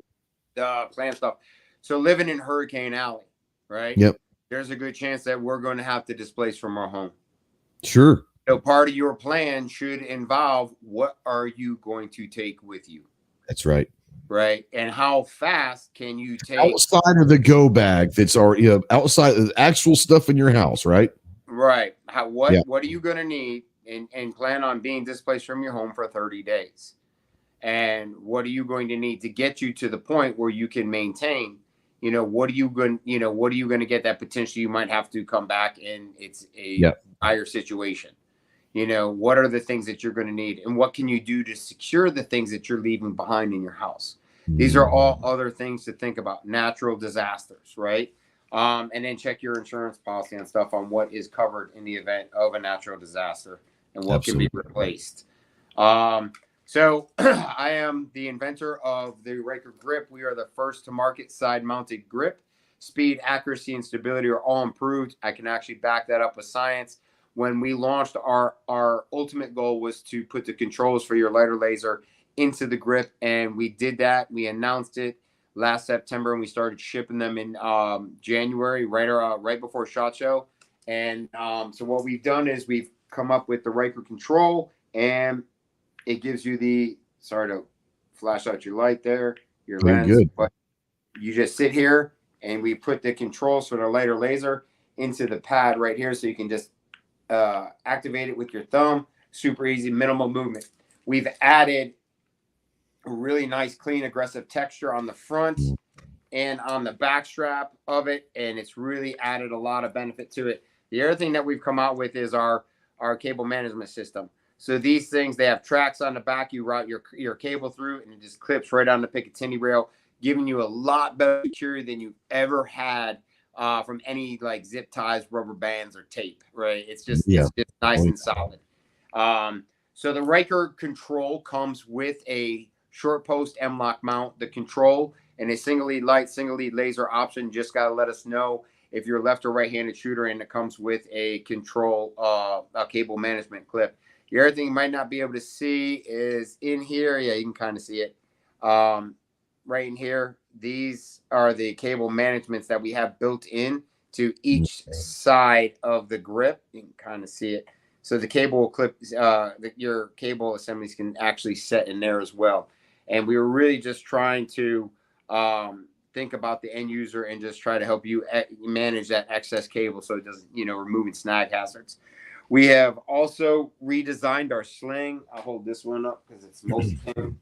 So our new sling is lighter, less material, and still gives you the same resistance as the original sling does, with the built-in retention in it, so you get that unique like push-pull right back into your shoulder. And I love running a tight sling to begin with, and so it was perfect for me, because at this point now, you can run it tight, which you're supposed to, but you can run it tight, still get a little bit of give, and then it's going to bring it right back in with the grip and everything. The whole fight is going to bring it right back into that pocket, and it puts you in that good position with the support that you need to. Is not just your arms, or not just your shoulder, not just your elbows. It's your whole body with that system sling and the grip supporting the weight of that rifle or whatever you're using. And I mean, you basically kind of started this because you're a bionic man, really, with your shoulders and elbows and all that. And this was kind of a helping you as a gunfighter, Yeah, I invented for pain management. I got rubber bands that hold my shoulders in, screws and fishing line in each elbow. And then after I retired and I went to work for the government, all the shooting we did, I just found my support arm was painfully going numb on me. And I had a knee problem. I came up with a solution, and then now I have a company. Along the way, we brought in a couple of doctors to help us with this, a doctor of biomechanics and ergonomics, and said basically this is how we should be shooting a gun. So instead of reaching across with a broom handle or thumb over bore, putting your hand out to the side, you're still now in the same exact position as when I shoot pistol. So rifle, pistol, shotgun are in the same plane. Instead of shooting rifle like this, pistol like this, and shotgun like this, I can now shoot everything exactly the same. That inherently is going to make you faster. Speed and accuracy, it's a more natural body position. And we're pretty pumped. I've been running the grip now for, I don't know, since 2019, 2020, somewhere in there. So 3-4 years. I've had the Gen 1 sling, which I love. Just got the new control grip and the Gen 2 sling recently, and all of that. Guys, I'm not saying this because he's my friend. I'm not saying this because he's a Marine, whatever. You guys know that we've watched my stuff. It works. It truly does work.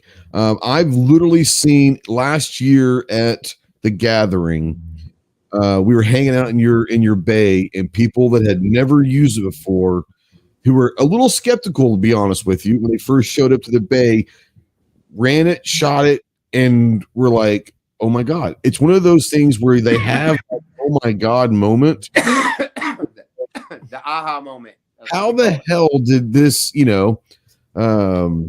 now Kyle, he and I know this about him. He's a broomstick guy. I get that. I am not a broomstick guy. I never was, never have been. If I'm going to run anything besides that, I'm going to run like an angled foregrip or something. I'm not going to run a broomstick. Kyle's a broomstick guy. We need to get you into a Ryker, and I promise you will enjoy it. But yeah, RykerUSA.com. You're going to have the slings, the grips, some cool ass swag. You want to talk about that real quick? Yeah, buddy. To another, again, veteran-owned Marine Army team invented this. This is the Valiant Dynamics Evolver butt stock. If anybody is watching is in Michigan, head out to the MTOA this week. They're there, and they sell our stuff. We sell their stuff. It's a great compliment. But you have this aggressive butt pad in the back with this lip on it, so you could adjust it to hook into your body armor, hook into your armpit, whatever you want. Wherever you want it, yeah. It's now we do recommend the Ryker sling behind the Ryker grip and behind the pistol grip. Now, if you don't like running your sling that way, they do have a where is it? They have a QD mount right here, and then you can go old school and weave it through the slots right here. A lot of thought went into this. I'll tell you, I've been running this thing for 2 years, almost a year and a half. Yeah, year and a half.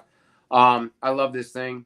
I bought it. I reached out to him, and I was like, this thing's incredible. Just your target acquisition is awesome, and it works on the shotguns. It works on the AR platforms. It is a stock. It is not a brace, and you can get it out for mil spec or fixed positions. So, and it comes in black, OD, FDE, and wolf gray. And I'm going to put their website out right now. Valiant Dynamics. Boom. There you go. Go check that out. So I just got mine. I cannot wait. I saw this at NRAM on yours, and I was like, "What the hell?" And I can't wait. There you go. So here's another option too with the Ryker control, and it's like, well, what if I want to run? What if I'm activating my laser, but what if I want to run my light? Well, if you're running an Enforce, you can just slide your thumb right on over. Yeah. So I could be on laser to come off laser, and go right onto my light that way, and it's just still super clean, super low, and the Enforce light with this high-rise Blackwater optic, it does not impede your field of view. Yeah, but I'll go, Mike. This is AR platform is a way to go for adding accessories. You can add accessories to a lot. Now, I will tell you this: the AR platform is the most modular platform and the easiest to add accessories. If you get creative, you can add accessories to a lot of stuff. You gotta get creative, but out of the box, the AR platform, especially today with the hand guards they got now, it is definitely the most modular and easiest to accessorize. Now the Ryker grip can work on shotguns, it can work on AKs, as long as you have a 1-inch Picatinny, really 2 or 3 slots at the most. You need a minimum 3-inch piece of pick rail to be able to fit the pick mount, the traditional pick mount. The pick mount. Yeah. But you just need two M-lock slots for the short 2 M-lock slots. Yep. Now, are you an M-lock guy? Because I love M-lock. I am. I still got a couple. I've got a couple of my demo training rifles that are key mod. But everything else is just is M-lock. It makes sense. And that's where the industry is driving anyway.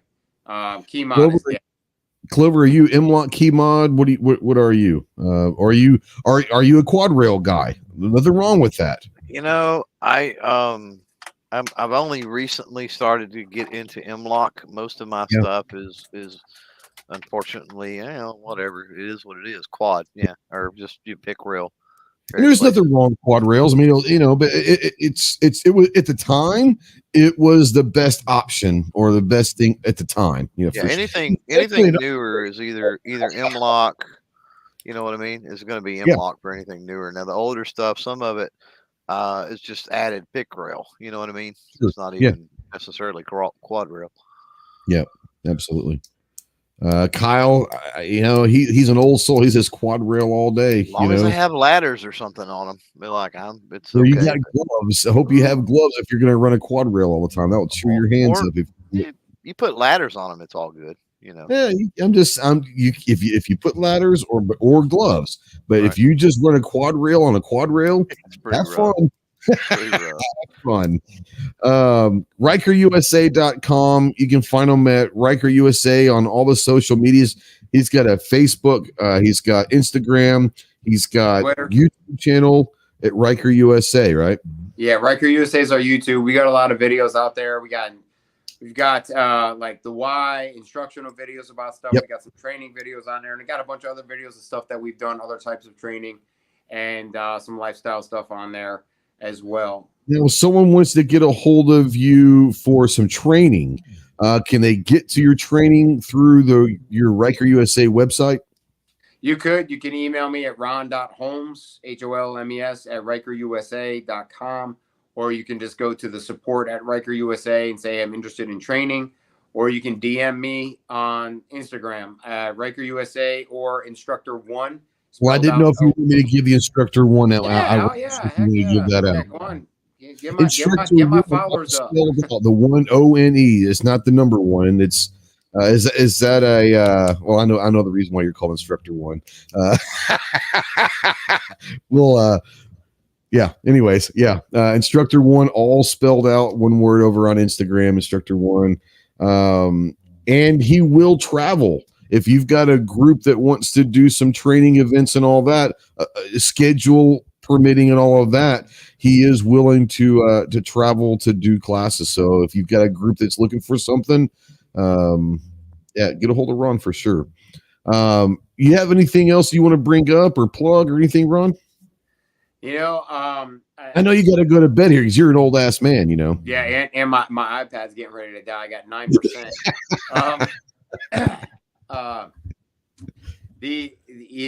Like I said, have a plan, right? If you have your family members, you need to strengthen your team. You need to create assets out of liabilities. And when you're talking with people who aren't fortunate to have, come from a background like we have, you need to, the rising tide raises all ships, and you need to create victims out. You need to create victors out of the victim mentality, which is what our school system is feeding kids now. And all of these things is, stay in the fight. You're never out of the fight. You have to stay in the fight and continue to move forward and be the asset, be the difference, and what they say in the Bible, man, here I am, send me. And it's everything that I'm doing and my wife and I are doing as we raise my son. It's kind of what friends and family have led me to create this summer camp that we're doing. And my concept with this summer camp is the problem is we've failed our children. We have failed our communities. We have failed as veterans. We have failed as leaders of industry and of home. And the problem is that we have allowed the government to take control of the family unit and take God out of school and now make being a patriot and an American flag a symbol of like hate and tyranny. And that can't happen. It has to stop. And how are we going to do it? Well, how I'm going to do it is I'm going to impact my community and I'm going to impact the country through these summer camps. I'm going to correct the course. The kids are going to start every day with a pledge of allegiance, a prayer, daily 7, some body weight fitness, some head-to-head challenges, and they're going to be doing tasks. They're going to learn how to use a seatbelt cutter, change tires, go fishing, sailing, talk to the Coast Guard, go to the 911 call center, shoot a bow, hang out with the ERT guys. Like, it's going to be a pretty sick week. People are interested to get their kids involved in this. Where can they find information on that? Just reach out to you. Same thing. Yep, just reach out to me. But getting off on that tangent on that is I'm an old dad and I love it. I'm 51 with a 6-year-old. I'm extremely fortunate. My wife works from home and I'm pretty much a retired stay-at-home dad. I get to spend almost every single day with my son, and knowing the difficulty that we went through to create a life with everything that I had going on in my body, we value it. And it's not without its challenges, but it's amazing. And I want to do everything I can, to prepare him the best that I can, to go forward, to be the difference, to be that warrior. And when I say warrior, I don't mean like a gunslinger. I mean that person who has the moral courage to stand up and be like, that is not right. This is how we have to do it. This is why. This is our Constitution. This is it. One nation under God. Like, this is where we have to go. And that's where I'm going with that. So that continuing to grow Ryker USA. We've got a bunch of projects. We have a project we're working on with the Army Research Laboratory. And that's really, I can leave that right there. I'm not going to talk about that one yet. And we got some other things, that are coming up, that we're working on. And you're probably going to see us if you're with Guns America. You'll see us on there. We're doing a lot of stuff with Guns America now. We've got this awesome 3-day co-branding training coming up. So if anybody wants to sponsor and come partake in this 3 days training, the 9th through the 11th of June, right out here, right outside of Wilmington, North Carolina, contact me and I'll get you all the information. It is going to be probably the funnest 3 days you could have with live fire. We're doing shotguns, we're doing training rifles, we're doing Mantis X, we're doing vehicle work, medical work, subterranean training at Osprey Global Solutions out in Council, North Carolina. We got a whole bunch of stuff that we're doing, and we're going to be it's a co-branding event. So like when you see Mitchell Defense rifles being used, they're going to have the Ryker stuff on them, the Blackwater Optic, the Valiant Dynamics buttstock, a Tracer Tactical chest rig, right? Like all these things. So if there's somebody that's out there that's interested in that, hit me up sooner rather than later. And we'll get you the info. But really, man, have a plan. Make a new plan, continue to move forward, and then I always say adapt that plan. That plan's ever evolving. It's not a concrete plan. Yep. And I always say, man, train safe, train smart, train with a purpose, be the difference, and be a good human. I love that. That's a great way to close it out. Clover, don't fuck it up. But do you have anything else you want to close or? Nah, pull the plug. Good answer. Good answer. You were fucked if you fucked this one, because that was a great way to close. All right. Thanks, guys, so much for watching. If you're out there watching live, thank you, guys. It was a great conversation. You can learn a lot. Semper Fi there, Kyle. Absolutely. If you're watching this in replay or listening in podcast form, which that's where most of it happens, is especially in podcast form, the conversation doesn't have to end. If you have any comments, you have any questions for myself or Ron or Clover, utilize the comment section. And while you're wherever you are, Spotify, Apple, iHeart, wherever the hell you're listening to this podcast from, give us a follow. Go ahead and leave us a nice ranking and leave us some feedback. And that helps the algorithm as well on the podcast form. Guys, thank you so much for watching. Ron, brother, thank you for coming on. It's always great to hang out and talk. We only get to see each other a couple times a year, but it's always fun. It was great seeing you in Indy. I can't wait to see you soon. Clover, thanks for coming on as always, my friend. Everybody out there, great conversation. Thank you for joining us. We'll see you next week. Semper Fi.